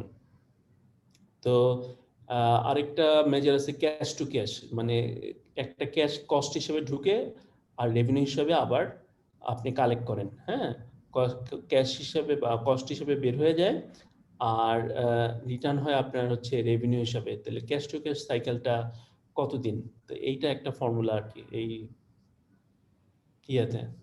তো আপনাদের যেমন এইখানে বিভিন্ন ইন্ডাস্ট্রির উদাহরণ দেওয়া আছে, ফার্মাসিউটিক্যাল, মেডিকেল, কনজিউমার ফুড। এখন আমাদের সমস্যা হচ্ছে আমাদের বাংলাদেশে এই ধরনের কোনো স্ট্যাটিস্টিক্স নাই, হ্যাঁ। তো আপনার যেটা করতে হয় যে লিডিং যেসব কোম্পানিগুলো আছে ওই কোম্পানিগুলো 4-5টা ধরে একটা অ্যাভারেজ বের করে নেওয়া, নিয়ে আপনি ওইটার সাথে একটা তুলনা করলেন যে আপনার ইন্ডাস্ট্রিটা বা আপনার কোম্পানিটা কোথায় আছে। তো যেমন pharmaceutical industry, medical industry, food, দেখেন এইগুলোর ক্যাশ টু ক্যাশ সাইকেল কিন্তু অনেক ডিফার করে। 190 দিন ফার্মাসিউটিক্যালে টাকা আসতে সময় লাগে, মেডিকেলে দেখেন প্রায় বছরের অর্ধেক সময়ের বেশি চলে যাচ্ছে হচ্ছে মেডিকেল ডিভাইসে, 211 দিন লাগে। ওয়াইরেস কনজিউমার ইলেকট্রনিক্স, এই যে অনলাইনে আমরা শপিং করি, মাত্র 9 দিনে পাওয়া যায়। অ্যাপারেল 127 দিন, কেমিক্যাল 78 দিন, অটোমোবাইল, এইসব ইন্ডাস্ট্রি কিন্তু আপনি ভেরি করতেছেন। জি স্যার, আমাদের এগ্রিকালচারে 120 ডেজ, 120 দিন না? জি স্যার, মানে 120 দিন লেগে যায়, যদিও মানে 90 ডেজ বলা হয়, তারপরে 120 দিনের নিচে ক্লিয়ার হয় না। আচ্ছা, তারপরে আছে কি, তো এখন এটা করতে গেলে আমাদের কি হয়, কখনো মার্কডাউন হয়, কখনো লস সেল হয়। মার্কডাউন হচ্ছে কি, যে discount required to convince customer to buy excess inventory. এখন আপনার কাছে ইনভেন্টরি জমে গেছে, এখন ওইটা অনেক সময় আমরা কি করি, ডিসকাউন্টে সেল করে দিই। তো এই মার্কডাউনটা কিন্তু আমাদের ফাইন্যান্সিয়াল ইয়াতে আসে না, কি জানি বলে, স্টেটমেন্টে আসে না, শুধু সেলের ভ্যালুটা আসে, হ্যাঁ। তারপরে লস সেল থাকে যে আপনার ইনভেন্টরি নাই কিন্তু কাস্টমার আসছে ফিরে গেছে, তো সেটাও আমাদের সাধারণত পারফরমেন্স আসে না। কিন্তু এগুলো হচ্ছে কোয়ালিটি মেজার হিসেবে রাখতে হয়, মার্কডাউন কত হইলো, লস সেল কত হইলো, হ্যাঁ। তারপরে আসে হচ্ছে ড্রাইভার্স, এইগুলো একটু মনে রাখবেন যেহেতু আপনাদের সাপ্লাই চেইন ম্যানেজমেন্টে আপনাদের প্রফেশন। 1 নম্বর হচ্ছে ফ্যাসিলিটি, হ্যাঁ, ফিজিক্যাল লোকেশনটা কোথায় হবে। 2 নম্বর হচ্ছে ইনভেন্টরি, কতটুকু ওয়ার্ক ইন প্রসেস থাকবে, কতটুকু আপনার সাইকেল ইনভেন্টরি থাকবে, কতটুকু আপনার সেফটি ইনভেন্টরি থাকবে। ট্রান্সপোর্টেশনে হচ্ছে আপনার নেটওয়ার্ক ডিজাইনটা কেমন হবে, কোথা থেকে কোথায় করবেন, মিড রান করবেন না ডাইরেক্ট করবেন। তারপর আছে আপনার মোড অফ ট্রান্সপোর্টেশন, কিভাবে ট্রান্সপোর্ট করবেন। ইনফরমেশন ফ্লো, হ্যাঁ, যে আপনার ডেটাগুলা কার কাছে থাকবে, কতটুকু ডেটা দিয়ে আপনি কতটুকু ইনফরমেশন আপনার প্রসেসিংটা করবেন। যেমন অনেক সময় যে বেশি ডেটা হলে আপনার ইয়ে ভালো হবে, আপনার সাপ্লাই চেইন সিস্টেম ভালো হবে এরকম কিন্তু না। সোর্সিং হচ্ছে টোটাল ফাংশনটা, প্রকিউরমেন্টের টোটাল ফাংশনটাকে আমরা সোর্সিং বলি। আমরা কিভাবে সোর্স করব এবং কাকে দিয়ে সোর্স করাবো, হ্যাঁ, এইগুলা। প্রাইসিংটা ইম্পর্টেন্ট বেশি, মার্কেটিং এর সাথে যদিও জড়িত, কিন্তু সাপ্লাই চেইনে আমাদের এগুলো কেন জড়িত করতে হয়, বিকজ প্রাইসিং এর উপরে লট size, economy of scale, economy of scope এগুলো জড়িত। আপনি এমন একটা ডিসকাউন্ট প্রাইস দিলেন, আপনার ডিমান্ড হঠাৎ করে বেড়ে গেল, তখন এটার সাথে আপনার শিপমেন্ট, ট্রাক লোড সবকিছু কিন্তু জড়িত। তো আমরা ইন্টিগ্রেটেড যে চ্যাপ্টার 7, 8, 9, 13, 12 এই চ্যাপ্টারগুলোতে আমরা দেখাই যে ইন্টিগ্রেটেড আমাদের ডিসিশনটা কিভাবে নেই, যেখানে হইলে পরে যে প্রাইসিংটা একটু ডিসকাউন্ট দেওয়ার ফলে আমাদের অন্যান্য ডিসিশনগুলো কিভাবে চেঞ্জ হয়, হ্যাঁ। তো লট সাইজের কিভাবে চেঞ্জ হয়, এই জিনিসগুলো এখানে দেখার চেষ্টা করি। তো এই 6টা জিনিস হচ্ছে আমাদের একসাথে কাজ করে, কি কি, facility, inventory, transportation, information, sourcing, pricing, এগুলো একটু মনে রাখবেন ভালো করে, হ্যাঁ। তো এটা সাধারণত টপ ডাউন অ্যাপ্রোচে আসে, কম্পিটিটিভ স্ট্র্যাটেজি সাপ্লাই চেইনকে ইফেক্ট করে, সাপ্লাই চেইন স্ট্রাকচারটা আপনার এই সবগুলাকে ইফেক্ট করে তাদের অপারেশন বা ক্রস ফাংশনাল ড্রাইভার হিসাবে। তো অনেক সময় হয় কি যে ক্রস ফাংশনাল ড্রাইভার থেকে টপ ডাউন অ্যাপ্রোচও, বটম আপ অ্যাপ্রোচও হয়, যে এইগুলোর উপর ডিসিশন নিয়ে আমাদের কম্পিটিটিভ স্ট্র্যাটেজিগুলো আমরা অনেক সময় ডিজাইন করে থাকি, because this are your capabilities, হ্যাঁ। তো ফ্যাসিলিটির কি রোল আছে, রোল হচ্ছে আমার ফ্যাসিলিটি বলে দেয় আমি কি রেসপন্সিভ হব, নাকি ফ্লেক্সিবল হব, নাকি আমি এফিশিয়েন্ট হব, এইটা বলে দেয়। তারপর হচ্ছে যেমন আমার ট্রেড অফ থাকে যে আমি যদি ফ্যাসিলিটিটা বড় করি তাহলে আমার ফ্যাসিলিটি ইনভেন্টরি এন্ড ট্রান্সপোর্টেশন কস্টে আমার অনেক ধরনের আপনি কি আছে ইম্প্যাক্ট ফেলতে পারে। যেমন আপনি ফ্যাসিলিটি যদি লো কস্ট পজিশনে করেন, একটু আগে যেমন ব্লু নাইলের উদাহরণ দিছি যে লো কস্ট পজিশনে করছেন কিন্তু আপনার ট্রান্সপোর্টেশন কস্ট হয়তো বেড়ে যাবে। হোয়ারএজ আপনি যদি আপনার রেসপন্সিভ করেন যে আপনার কাস্টমারের লোকেশনের সাথে করেন তাহলে আপনার ফ্যাসিলিটি কস্ট বাড়বে, ট্রান্সপোর্টেশন কস্ট হয়তো কমে যাবে আর কি। তো আপনারা যারা আছেন অনেকে হচ্ছে যেমন দুই রকম জায়গায় থাকেন, কেউ কেউ হয়তো অফিসের কাছে বাসা নেন, যেমন গাজীপুরে যারা জব করেন তারা ম্যাক্সিমাম হচ্ছে অফিসের কাছে বাসা নেন, সো দ্যাট আপনাদের ট্রান্সপোর্টেশন কস্ট বা টাইমটা সেভ হয়।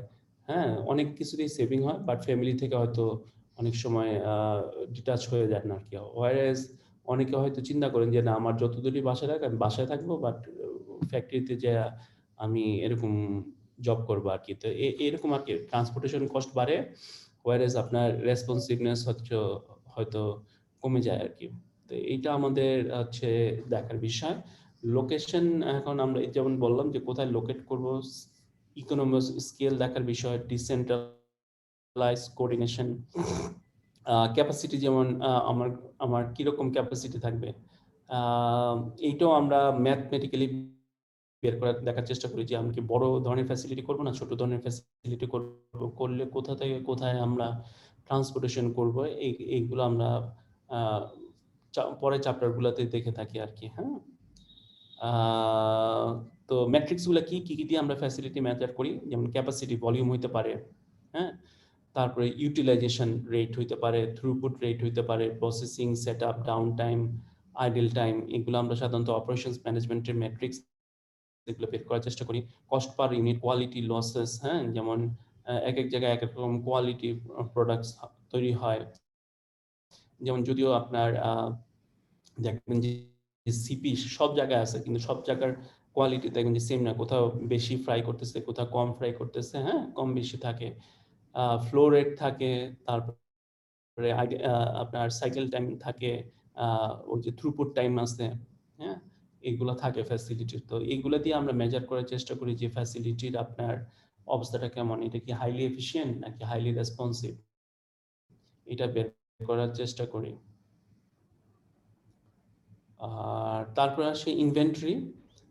এখন ইনভেন্টরি কতটুকু রাখবেন আর কি। হ্যাঁ, তো আমরা সাধারণত ইনভেন্টরি রাখার জন্য ওই রেসপন্সিভনেস, তারপর হচ্ছে লিড টাইম, তারপর হচ্ছে ফ্লো টাইম, হ্যাঁ, এইগুলো হচ্ছে অনেকাংশে আপনার ডিপেন্ডস করে যে আপনি কতটুকু রেসপন্স হবেন। যেমন চ্যাপ্টার 15-16 দিকে আমরা করি হচ্ছে যে দেখা যায় যে আপনি কি অর্ডার আজকে পাইলেন অনলাইনে, আজকে আপনি ডেলিভারি দিবেন না 2 দিন ল্যাগ করে দিবেন। ল্যাগ করে দিলে দেখা যায় যে একসাথে অনেকগুলো মাল গুছায় আপনি শিপমেন্ট গুলা করতে পারেন। যেমন অ্যামাজন এটা করে থাকে আর কি। অ্যামাজন কি করে যে আপনি নানান ধরনের ভ্যারাইটি অফার দেয়, যেমন যদি 7-8 দিনে নেন, 8 দিন পরে নেন, ডেলিভারি টাইম 1 সপ্তাহ হয় তাহলে ফ্রি। যদি 3 থেকে 5 দিন হয় তাহলে হচ্ছে আপনার হয়তো $2.5, আপনি 3 দিনের ভিতরে 2 দিনে নিলে হচ্ছে আপনার হয়তো $8 বা, আর ওভারনাইট ডেলিভারি হচ্ছে দেখা যায় যে $20-24 লাগে। তো এরকম ভ্যারাইটি দেওয়াতে হয়েছে কি তাদের ওই রেসপন্স টাইম স্লো, যারা তাড়াতাড়ি দরকার ওইভাবে করতেছে, তাহলে ইনভেন্টরিটাও তারা ওইভাবে ম্যানেজ করতে পারে আর কি। তাহলে ট্রেড অফ কি করতে হয় দেখেন, increasing inventory generally makes the supply chain more responsive. মানে আপনার কাছে যদি ইনভেন্টরি বেশি থাকে আপনার রেসপন্স বেশি থাকবে। যেমন একটু আগে যেমন যে লেদারের কথা বললেন যে হঠাৎ করে হয়তো একটু ডিমান্ড বেড়ে গেছে, এখন আপনার কাছে এনাফ ইনভেন্টরি থাকলে আপনার হয়তো সেটা চিন্তার বিষয় ছিল না। বাট আবার এফিশিয়েন্ট হইতে পারে যে আমি যদি বেশি ইনভেন্টরি রাখি তাহলে তো আমার কস্টিং বেড়ে যেতেছে, পার ইউনিটে কস্টিং বাড়াতে মার্কেটে আমার কম্পিটিটিভনেস হারাইতে হবে। তো যার কারণে হয়তো আমি এফিশিয়েন্ট হতে পারতেছি না। হ্যাঁ, তো আমি যদি এফিশিয়েন্সি দেখি তাহলে রেসপন্সিভনেস হয়তো আমার কমে আনতে হবে। তো এই জিনিসগুলো আমাদের ট্রেড অফ করতে হয়। থ্রুপুট, তারপরে কি কি ইনভেন্টরি আমরা দেখি, সাইকেল ইনভেন্টরি আছে। সাইকেল ইনভেন্টরি হচ্ছে অ্যাভারেজ ইনভেন্টরি যতটুকু আপনার প্রতিষ্ঠানে সবসময় থাকে আর কি। সেফটি ইনভেন্টরি হচ্ছে কি কিছু এক্সেস আমি ইনভেন্টরি আমার ওই যে আনসার্টেনটির জন্য রেখে দেই আর কি। তো এটাকে আমরা বলি সেফটি ইনভেন্টরি। হ্যাঁ, বা কুশন যেটা বলি। সিজনাল ইনভেন্টরি হচ্ছে সিজনাল কিছু ভ্যারিয়েশন থাকে, যেমন সব সিজনে সবকিছু আপনার বিক্রি হয় না। হ্যাঁ, যদি সিজনে দেখা যায় হঠাৎ করে ডিমান্ড বেড়ে গেছে, যেমন এখন গরম পড়া শুরু হয়েছে, আপনার আইসক্রিমের ডিমান্ড বাড়বে। তো আইসক্রিমের ডিমান্ড বাড়লে আপনার দেখা যাবে যে আপনার যেসব ম্যাটেরিয়ালগুলো আছে এগুলোর ইনভেন্টরি আপনার বাড়াই দিতে হবে। তো এইটা আমরা করি। তারপর লেভেল অফ প্রোডাক্ট অ্যাভেলেবিলিটি, যে রেসপন্সিভনেস, যে আপনি যদি অ্যাভেলেবল বেশি রাখতে চান তাহলে ইনভেন্টরি বেশি লাগবে। আর যদি আপনার সার্ভিস লেভেল, এটাকে আমরা বলি কাস্টমার সার্ভিস লেভেল যদি আপনি কমাইতে চান তাহলে আপনি ইনভেন্টরি কমাই দিলেও চলে। তাহলে মেট্রিক্স কি C2C সাইকেল টাইম, তারপর হচ্ছে cash to cash cycle time, তারপর হচ্ছে অ্যাভারেজ ইনভেন্টরি টার্নওভারস, তারপরে রিপ্লেনিশমেন্ট টাইম, লিড টাইম, এই জিনিসগুলো আমরা সাধারণত এখানে দেখার চেষ্টা করি। ফিল রেট দেখা, কত % ফিল করতে পারলাম আমরা। তারপরে fraction time out of stock, কতটুকু আপনার স্টক আউট হইলেন, হ্যাঁ, অবসোলিসেন্স, হ্যাঁ, কতটুকু আমার জিনিসপত্র নষ্ট হইলো, এটা আমরা দেখার চেষ্টা করি। তারপরে আসে আমার ট্রান্সপোর্টেশন, যেটা দিয়ে আমরা গুডস কি করি, মুভ করার চেষ্টা করি। ট্রান্সপোর্টেশন লাগে, হ্যাঁ, ফ্যাসিলিটি ট্রান্সপোর্টেশন ছাড়া তো আর সাপ্লাই চেইন কাজ করতে পারে না। তো আপনার ট্রান্সপোর্টটা যত ফাস্টার হবে আপনি তত বেশি আপনার অ্যাজাইল থাকবেন বা রেসপন্সিভ থাকবেন। ট্রান্সপোর্টেশন আর হচ্ছে ইনভেন্টরি বা লোকেশনের মধ্যে অনেক কিছু আছে যেটা আমাদের ট্রেড অফ করতে হয়। তো ট্রান্সপোর্টেশন ডিজাইনে আমাদের মোড ডিজাইন করতে হয়, যে আমি কি এয়ারে যাব, ওয়াটারে যাব, রেইলে যাব, আপনার গ্রাউন্ডে যাব, হ্যাঁ, না পাইপলাইনে যাব, এটা আমাদের মোড আপনাকে ডিটারমাইন করতে হয়। লোকেশন, কোন জায়গায় আপনি আপনার ট্রান্সপোর্টেশনগুলো করবেন, রাউটটা, যে আপনি কি মিল্ক রান করবেন না আপনি ডাইরেক্ট আপনার ডেলিভারি করবেন, সেইটা ডিজাইন করতে হয়। হ্যাঁ, মোডের কথা বলা আছে। আর ম্যাট্রিক্সগুলো কি, অ্যাভারেজ ইনবাউন্ড ট্রান্সপোর্টেশন কস্ট, এটা কেন হিসাব হয়, যে এই কস্টটা যায় হচ্ছে আপনার প্রোডাক্টের কস্ট অফ গুডস সোল্ডে। তো এইটা যদি বেড়ে যায়, আপনার ইনবাউন্ড লজিস্টিক কস্ট বাড়া মানে কি আপনার জিনিসের দাম বেড়ে যাওয়া। তারপরে অ্যাভারেজ ইনকাম শিপমেন্ট সাইজ, তারপরে inbound transportation cost per shipment, যে অর্ডারিং কস্টগুলো এগুলোতে বাড়ে। আউটবাউন্ড কস্টগুলা কত, ট্রান্সপোর্টেশন কস্ট, হ্যাঁ, এগুলো শিপমেন্টের কস্টের সাথে বা আপনার ওই যে অর্ডার কাস্টের সাথে জড়িত। আর ট্রেড অফটা কি, রেসপন্সিভনেস ভার্সেস এফিসিয়েন্সি, আবার কথা, যে cost of transport given a product and speed with that. যেমন আপনি এয়ারে আনলে রেসপন্সিভ হইলেন, বাট আপনি যদি ওয়াটারের মাধ্যমে আনেন বা আপনি সিতে আনেন তাহলে আপনি এফিসিয়েন্ট হইলেন, খরচ অনেক কমে যায়। হ্যাঁ, ফাস্ট মোড ট্রান্সপোর্ট। ইন্টারফেয়ার করি sir. G sir, trade of এই জিনিসটা যদি স্যার একটু বোঝাতেন। ট্রেড অফ মানে আপনি এইটা করবেন না ওইটা করবেন। আচ্ছা, মানে অপশন থাকবে, যে অপশনের মধ্যে যেটা ফিজিবিলিটি ভালো সেটা করতে হবে, এটা করবেন। ফর এক্সাম্পল হচ্ছে ধরেন আপনার জিনিস একটা খুব তাড়াতাড়ি দরকার, যেমন আমাদের আরএনজি সেক্টরে যেটা বেশি হয়, যে প্রোডাকশন শিডিউলে তারা পিছিয়ে পড়ছে, তখন এরা এয়ার শিপমেন্ট করে, কারণ ওই দিনই জিনিসটা পৌঁছা যাবে। আচ্ছা, আর তারা শিডিউলের ভিতরে আছে, তখন তারা শিপমেন্ট করেছে আপনার বাই সি। আমি কথা বুঝতে পারলাম? জি স্যার, বুঝতে পেরেছি। অতি এফিশিয়েন্ট, তাদের জন্য খরচ কম হবে। বাট এয়ার শিপমেন্ট তো হাইলি রেসপন্সিভ, ওদিনই পৌঁছে যাবে, বাট খরচ অনেক বেশি। ইনফরমেশন যেটা বলছি, যে কতটুকু ইনফরমেশন ছাড়া সাপ্লাই চেইন চলতে পারে না। এখন কতটুকু ইনফরমেশন আপনি শেয়ার করবেন সেটা হচ্ছে ইম্পর্টেন্ট ইস্যু। যেমন আপনি যদি একজন রিটেলার হন, তাহলে আপনার পসের ডেটা তো আপনার হোলসেলারের সাথে দরকার নাই শেয়ার করার। পসের ডেটা তো আমরা বুঝি, যে আপনি সুপার শপে গেলে বারকোড স্ক্যান করে আপনার বারকোড স্ক্যানিং এর মাধ্যমে যেসব আপনার ইয়েটা করে না, বিলটা করে না, সেটাকে বলি আমরা পস। তো এই পসের ডাটা আমরা তাকে এগ্রিগেট ডেটাটা দিলেই হলো, যে এই প্রোডাক্টের এতগুলো সেল হয়েছে, সুতরাং আপনি এতটুকু আমাকে ডেলিভারি দেন।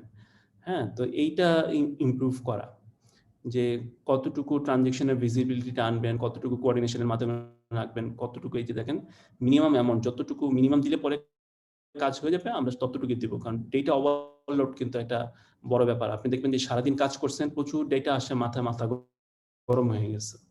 হ্যাঁ, যেমন ঈদের সময় যখন শপিং করতে যান, যদি ভ্যারাইটি বেশি হয়, তখন আমরা কিন্তু অনেক সময় বোকা হয়ে যাওয়ার মতো অবস্থা হয়ে যায়, যে কোনটা নিব বুঝি না।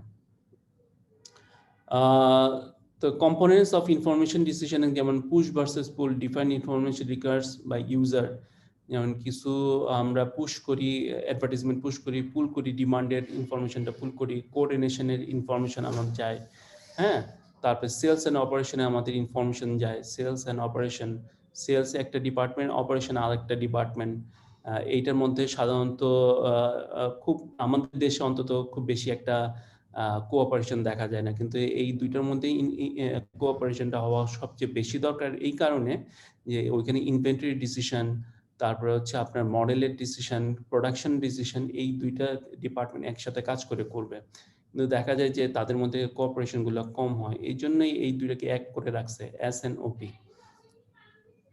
হ্যাঁ, তো এইটা করার জন্য আপনি বিভিন্ন ধরনের আপনার সফটওয়্যার আসতে এখন চলে আসছে, যেমন EDI, ইলেকট্রনিক ডেটা ইন্টারচেঞ্জ, মানে দুইটা কম্পিউটারের মাধ্যমে বা ইন্টারনেটের মাধ্যমে আপনি হয়তো ডেটা ইন্টারচেঞ্জ করতেছেন।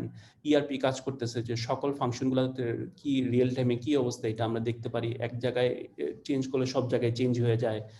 সাপ্লাই চেইন সেটা হচ্ছে তার এন্ডে রিপোর্টিং গুলা করে যে সেটা কিভাবে ম্যানেজ করা যায়, ERPর একটা মডিউল হিসেবেও সাপ্লাই চেইন কাজ করে।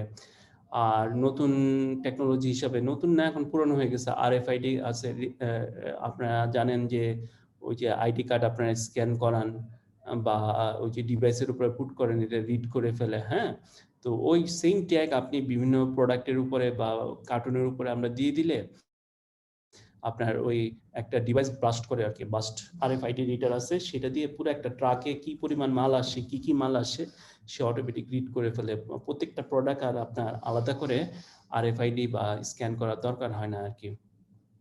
তো এইভাবে আপনি ইনফরমেশন টেকনোলজিগুলা ইউজ করতে পারেন। তো ম্যাট্রিক্সগুলা কি, ফোরকাস্ট হরাইজন, আমরা যে ইনফরমেশন সিস্টেমে ফোরকাস্ট করব, সাধারণত ফোরকাস্টিংগুলা ইনফরমেশন সিস্টেমের মাধ্যমে করা হয়, তাহলে ফোরকাস্টিংটা কত দিনের জন্য করব আর কি, 1 বছর, 3 বছর, 5 বছর এইভাবে করবো কিনা, কত ফ্রিকুয়েন্টলি আমার ফোরকাস্ট আপডেট করবো। তো সাপ্লাই চেইনে যদি খুব আনসার্টেন হয় তাহলে খুব ফ্রিকুয়েন্ট আপনার ফোরকাস্ট আপডেট হয়ে যায়। বাট এটার সাথে সাথে, ফোরকাস্টের সাথে সাথে আপনার কি আছে জড়িত, আপনার প্রোডাকশনগুলো জড়িত থাকে, তা আপনাদের ওই প্রোডাকশন শিডিউল আপডেট হয়। তো এটা খুব মানে ঝামেলার মধ্যে ফেলা হয় যদি খুব বেশি আপনি ফ্রিকুয়েন্ট আপডেট করেন। ফোরকাস্ট এররের একটা বিষয় আছে যে কতটুকু এরর আপনার ফোরকাস্টে আছে, কারণ এরর বেশি হইলে আপনার এক্সেস ইনভেন্টরি থাকবে অথবা আপনি স্টক আউট হয়ে যাবেন, দুটো হতে পারে। সিজনাল ফ্যাক্টর বা ভেরিয়েশনগুলো আপনি আনছেন কিনা, ratio demand and variability, order variability, এই রেশিওটা কেমন, হ্যাঁ। ডিমান্ড ভেরিয়েবিলিটির সাথে আমার অর্ডার ভেরিয়েবিলিটি যেটা আছে, এই ভেরিয়েবিলিটির জন্য কম থাকে। শেষের দিকে চলে আসি আমরা। সোর্সিং হচ্ছে রোল অফ সাপ্লাই চেইনের। সোর্সিং হচ্ছে কি set of business process regard to purchase goods and, একটা গুডস পারচেজ করতে গেলে যত ধরনের অ্যাক্টিভিটিস আছে সবগুলো অ্যাক্টিভিটিসকে ইনভলভ করে হচ্ছে সোর্সিং, হ্যাঁ। শুধু কেনা না, কেনাটা হচ্ছে প্রকিউরমেন্ট, হ্যাঁ। তো রোলটা কি দেখেন, sourcing decision are crucial because they affect level of efficiency and responsiveness in a supply chain. এখন আপনি ধরেন বাংলাদেশ থেকে টেক্সটাইল সোর্সিং করেন, তাহলে দেখা যায় যে আপনি রেসপন্সিভনেস বেশি হবে। ওয়ারেজ আপনি যদি চায়না থেকে করেন আপনি কিন্তু এফিশিয়েন্ট হইবেন, কিন্তু আপনার রেসপন্সিভনেস কমে যাবে, কারণ ওইখানে হচ্ছে প্রায় 15 দিনের মতো বোধহয় একটা শিপমেন্ট টাইম থাকে, তাই না? তারপর হচ্ছে আপনি হয়তো আউটসোর্স করতে পারেন। তো আউটসোর্স হলে আপনি এফিশিয়েন্ট হবেন, বাট অনেক সময় এক্সপেন্সিভ হয়ে যায় এটা। তো ইন হাউস করলে অনেক সময় আপনি রেসপন্সিভ থাকেন, but it is still expensive হয়। তো আমাদের এখানে ডিসিশন নিতে হয় যে আমরা ইন হাউস করবো না আউটসোর্স করব। তারপর হচ্ছে সাপ্লায়ার সিলেকশন, যে কোন ধরনের সাপ্লায়ার আমরা সিলেক্ট করব। আপনারা জানেন যে RMG সেক্টরে অনেক ধরনের সাপ্লায়ার ক্রাইটেরিয়া আছে। এই সাপ্লায়ার সিলেকশনের উপরে যে কত হাজার পেপার আছে, and there are different methods, অনেক মেথডে আপনি সাপ্লায়ার সিলেকশন করতে পারেন। বাট ক্রাইটেরিয়া হচ্ছে ইম্পর্টেন্ট, যে কোন ক্রাইটেরিয়ার বেসিস আপনি আপনার সাপ্লায়ার ইয়ে করতেছেন। যেমন আমার পিএইচডির সময় যখন আমি সাপ্লায়ার সিলেকশনের মডেলের উপরে কাজ করছি, শেষের দিকে এসে একটা সাপ্লায়ার মানে গার্মেন্টসের ক্ষেত্রে একটা ক্রাইটেরিয়া পেলাম যে তাদের ফাইন্যান্সিয়াল স্ট্যাটাসও তারা দেখতেছে, যে সাপ্লায়ারের ফাইন্যান্সিয়াল স্ট্যাটাস ভালো কিনা, যদি থাকে তাহলে অর্ডার পায়, নাহলে পায় না। তো এরকম অনেক কিছু থাকে আর কি। তো এরপরে দেখি আমরা প্রকিউরমেন্ট, যে গুডের কোয়ালিটি ভালো আছে কিনা, বা আমরা যে গোলটা নিয়ে প্রকিউরমেন্ট করতেছি সেটা আমার সাপ্লাই চেইন সারপ্লাস করে কিনা, এই জিনিসগুলো দেখি। তাহলে এইখান থেকে আমার কোন কোন ম্যাট্রিক্সগুলো ইউজ করি, যেমন পেয়েবল আউটস্ট্যান্ডিং, হ্যাঁ, অ্যাকাউন্টস পেয়েবল কি আছে, average purchase price, range of purchase price, high price কত, লো প্রাইস কত, অ্যাভারেজ পারচেজ কোয়ান্টিটি। এই রেঞ্জ কেন দরকার হয়? কারণ আপনি এই রেঞ্জটা জানা থাকলে পরের বার আপনি পারচেজিং যখন ডিসিশন নেবেন তখন আপনিও এরকম ফোরকাস্টিং এর সময়, পারচেজিং ডিসিশনের সময় যে বাজেট অ্যালোকেশন হয়, আপনি ওরকম বাজেটটা অ্যালোকেট করতে পারবেন যে আমার এই ধরনের বাজেট লাগতে পারে, হাইয়েস্ট লাগতে পারে এত, লোয়েস্ট লাগতে পারে এত। অ্যাভারেজ পারচেজ কোয়ান্টিটি, হ্যাঁ, supplier quality, supplier lead time আমাদের দেখতে হয় যে কতদিনে সে আমাকে দিতে পারে, fraction of on time delivery, যে টোটাল ডেলিভারির মধ্যে অন টাইম কটা ছিল, সাপ্লায়ার রিলায়েবিলিটি এখানে আসে যে 100% রিলায়েবল কিনা, যত যেই কোয়ালিটি, যেই টাইমে ডেলিভারি করা, যে কোয়ান্টিটি এবং যে কোয়ালিটিতে ডেলিভারি করা, সেই রিলায়েবিলিটিটা সে রাখছে কিনা। আর লাস্ট ওয়ান হচ্ছে আমাদের প্রাইসিং। তো প্রাইসিং কেন, অ্যামাউন্ট অফ চার্জ, এটা আমরা বুঝি, এফেক্ট কি কিন্তু responsiveness required and demand profile, একটু আগে বুঝি যে আপনার যে শিপমেন্টগুলা, হ্যাঁ, ইকোনমিক স্কেল আসে কিনা, এইটা আমাদের দেখার বিষয় আর কি। যে প্রাইসিং এমন একটা ইম্পর্টেন্ট ফ্যাক্টর, আপনার ট্রান্সপোর্টেশন, আপনার প্রোডাকশন, হ্যাঁ, আপনার মার্কেটিং, সবগুলাতেই আপনার হ্যাম্পার করে। তো ওইখানে আমরা দেখার হচ্ছে এমনভাবে আমরা প্রাইসটা সেট করবো, হ্যাঁ ডিসকাউন্ট দিচ্ছি, ডিসকাউন্ট দেওয়ার সাথে সাথে দেখবে যে আমার ইকোনমিজ অফ স্কেলটা ঠিক আছে কিনা। এরপরে আসে ইডিএলপি, যেমন এটা প্র্যাকটিস করে হচ্ছে ওয়ালমার্ট আর হচ্ছে কস্কো।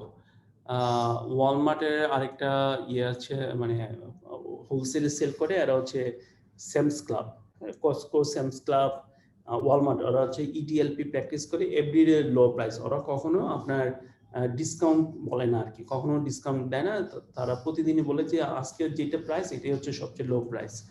তো এইটা প্র্যাকটিস করার ফলে তাদের কি হয়েছে, ধরেন তাদের ডিমান্ড ভেরিয়েবিলিটিটা কমে যায়, যে আজকে খুব বেশি আপনার সেল হইলো, কালকে দেখবে যে সেল নেই। যেসব স্টোরে আপনার ডিসকাউন্ট দেয়, দেন এই সপ্তাহের শেষের দিকে আসা ধরেন প্রোডাক্টের খুব ডিসকাউন্ট থাকে, তখন ডিমান্ড ভেরিয়েবিলিটি খুব বেড়ে যায়। তো ওয়ালমার্টে সবসময় একটা রেগুলার ডিমান্ড থাকে আর কি। আর ওইসব স্টোরে কি হয় যে সপ্তাহের লাস্ট 2 দিন খুব সেল হইলো, আর সপ্তাহের প্রথম দিকে আবার সেল নাই। তো তাদের ওই 2 ধরনের সাপ্লাই চেইনই মেনটেন করতে হয়। দেখা যায় যে সেকেন্ড গ্রুপে যারা আছে তাদের ইনভেন্টরি বেশি মেনটেন করতে হয়, বাট যারা হচ্ছে স্টেবল ডিমান্ড থাকে তাদের কম ইনভেন্টরি ম্যানেজ করলেও চলে। Fixed price plus menu pricing, যেটা আমরা বললাম, অ্যামাজনের উদাহরণ দিলাম, যে আপনি একটা ফিক্সড প্রাইস রাখলে আপনার ডিমান্ড ভেরিয়েবিলিটি কম থাকে, আর মেনু প্রাইসিং থাকলেও এটা সুবিধা হয় কি, যে আপনার রেসপন্সিভ কাস্টমার এবং ইকোনমিক কাস্টমার দুইটাকেই আপনি অফার করতে পারেন। যেমন এয়ারলাইন্সের উদাহরণ আমরা দিতে পারি, যেখানে হচ্ছে আপনার ধরেন ইকোনমি সিটগুলো অনেক আপনার ডিসকাউন্টে দেওয়া হয়, ওয়ারেস বিজনেস ক্লাস বা ফার্স্ট ক্লাসের সিটগুলোতে এত ডিসকাউন্ট দেওয়া হয় না। তাহলে ইকোনমি ওগুলো ভরে যায়, আর যারা হচ্ছে আপনার ওই যাদের জন্য প্রাইস ম্যাটার করে না, তারা হচ্ছে বেশি প্রাইসে আপনার কি করতে পারে, বিজনেস বা ফার্স্ট ক্লাস ফ্লাই করতে পারে। তো প্রাইসিং ডিসিশনগুলো আপনার সাপ্লাই চেইনকে ম্যাটার করে। তাহলে এখানে আমার ম্যাট্রিক্সগুলো কি কি কাজ করে, এক নম্বর হচ্ছে profit margin, days sale outstanding, কতদিনের আপনার আউটস্ট্যান্ডিং রয়ে গেছে, ইনক্রিমেন্টাল ফিক্সড কস্ট কেমন হবে, ইনক্রিমেন্টাল ভেরিয়েবল কস্ট কেমন হবে প্রাইসিং আসার ফলে, average sales price, order size, range of sales price, range of periodic sales, হ্যাঁ, এইগুলা ম্যাটার করে এখানে। তো আমরা আপাতত এখানেই চ্যাপ্টার 3 শেষ করতেছি, যদি কারো কোনো কোশ্চেন থাকে।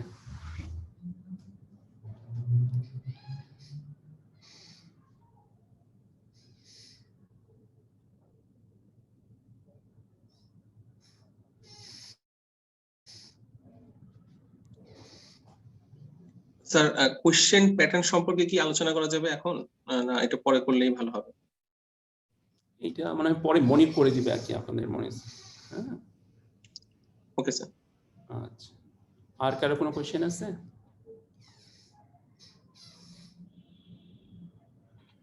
কোশ্চেন প্যাটার্নটা ওই আমরা স্যাম্পল কোশ্চেনটা দিয়ে দিব সবাইকে গ্রুপে, ওই এমসিকিউ টাইপের কোশ্চেন হবে।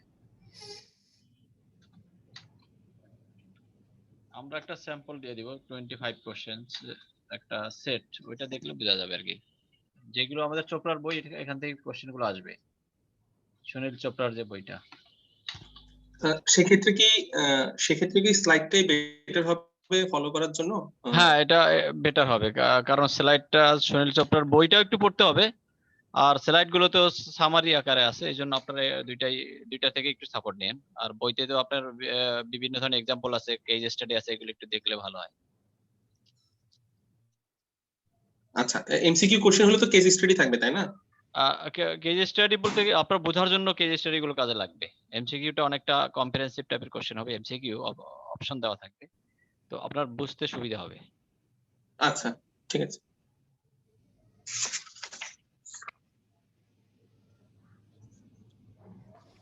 স্যার, আর আরেকটা কথা ছিল, আমাদের কাছে যে স্লাইড গুলা শেয়ার করা আছে, এটা থেকে আপনার স্লাইডে আরেকটু ব্রেকডাউন বেশি ছিল, মানে বোঝার জন্য। না, ওইটা সমস্যা নাই, আপনার যখন যেটা দরকার হয় আমরা একাধিক স্লাইড দিতে পারবো। স্লাইড গুলো পড়েন, আপনার দরকার হলে আমরা দিয়ে দিব, অসুবিধা নেই। মেইলে বা গ্রুপে একাধিকবার দেওয়া যাবে, সমস্যা নেই, আমরা এগুলো শেয়ার করি। যেখান থেকে আপনার পড়তে সুবিধা হয় সেখান থেকেই পড়েন, সমস্যা নেই। কিন্তু লেকচার ম্যাটেরিয়ালটা একটু হলে বেশি হলে সমস্যা হলো, লেকচার গুলো কভার করা যায় না, এক নাম্বার 1। আর আপনাদেরও বোরিং লাগবে, যে কোনো লেকচার লম্বা হলে, যেমন আজকে আপনাদের কিন্তু অনেক ইনফরমেশন দেওয়া আছে, তো এগুলো একটু কম হলে ভালো হয়, বাট কম দিতে গেলে আবার ইনফরমেশনও কম হয়ে যায়, গ্যাপ হয়ে যায়। তো দুইটাই সমস্যা, একটা হলো যদি আপনি না জানেন অর্থাৎ বেশি দেওয়া হয়, সেক্ষেত্রে আপনার নেওয়াটা কষ্ট, আবার না দিলেও আপনি নেবেন কবে, যেমন আপনাদের অনেক সময় কিন্তু ইয়াও লাগে, দেখবেন যে কোনো কোর্স শর্টকাট করতে মন চায়, কারণটা হলো যে লেন্দি শুনলেই বিরক্ত লাগে যে এই সময় পড়াশোনা করা টাফ। তো সেই ক্ষেত্রে আমরা চেষ্টা করি যে কোশ্চেন গুলোর জন্য, এই জন্য আপনাদেরকে একটা সাজেশন, শর্ট সাজেশন দেওয়া হবে, যাতে কোশ্চেন বেসিক এর উপরে আপনারা সহজে ধরতে পারেন, অর্থাৎ সাপ্লাই চেইন রিলেটেড যেগুলো বেশি জরুরি, যেটা না জানলেই নয়, ওইটার উপরে একটু বেশি আমরা ফোকাস করি। ঠিক আছে, ওকে, তাহলে আজকে এই পর্যন্তই নাকি? জি sir, thank you sir. Doctor Anis sir, ধন্যবাদ স্যার। অনেক কষ্ট করলেন আজকে শারীরিক অসুস্থতা নিয়ে। আজকে আমাদের গোলাম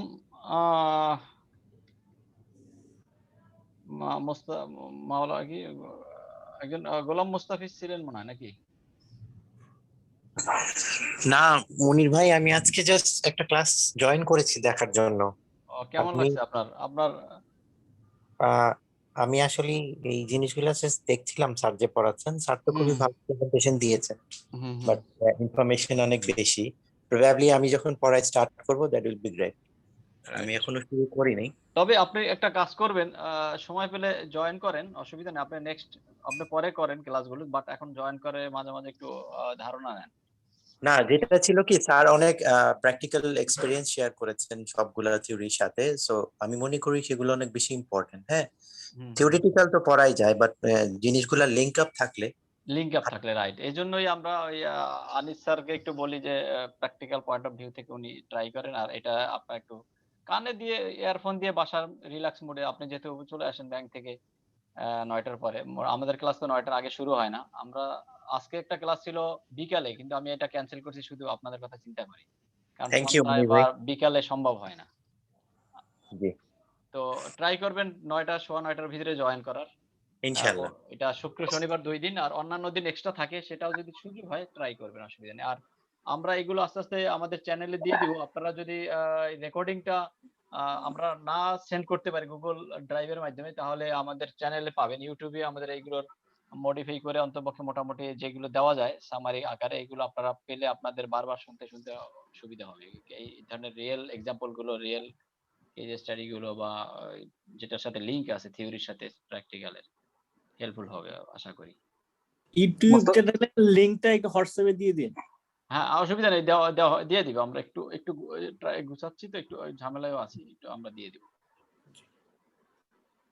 মোস্তফা ভাই ভালো আছেন? জি আলহামদুলিল্লাহ। কে বলেন তো? চিনতে পারি নাই এখনো। হুমায়ুন ভাই। ও হুমায়ুন ভাই জি জি জি ভালো আছেন? আমার মনে হয় আলহামদুলিল্লাহ ভালো আছে। গোলাম মোস্তফা ভাইয়ের জন্য আমাদের একটা গুড নিউজ হলো, আপনি মনে হয় ইব্রাহিম খলিলকে চিনেন, যিনি আমাদের সিটি ব্যাংকের আছেন আপনাদের কলিগ। হ্যাঁ হ্যাঁ ওনাকে চিনি, জি। উনি কিন্তু ডক্টর মোহাম্মদ আনিসুর রহমান, যিনি ঢাকা ইউনিভার্সিটির প্রফেসর আছে ক্লাস নেন, ওনার কিন্তু ক্লাসমেট। ও আচ্ছা আচ্ছা, ইব্রাহিম ভাই না? আচ্ছা যাক, ইব্রাহিম তাহলে তো- ইব্রাহিম মনে হয় সম্ভবত ইতে আছে, হ্যাঁ হচ্ছে গুলশান ব্রাঞ্চে, আগে ধানমন্ডি ছিল। জি উনি হেড অফিসে আছে। রাইট, আমরা একই ব্যাচে ছিলাম ঢাকা ইউনিভার্সিটিতে। ও আচ্ছা আচ্ছা মনির ভাই, ভেরি গুড, তো ঠিক আছে, থ্যাংক ইউ। হ্যাঁ, থ্যাংক ইউ সময় দেওয়ার জন্য। জি, আসসালামু আলাইকুম।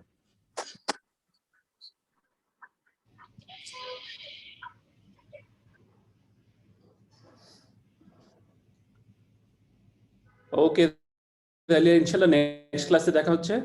জি ইনশাআল্লাহ। আসসালামু আলাইকুম রাহমাতুল্লাহ। আসসালামু আলাইকুম। আসসালামু আলাইকুম। ওয়ালাইকুম আসসালাম। আগামীকালকে আবার দেখা হবে রাত্র 9টায়। হুম।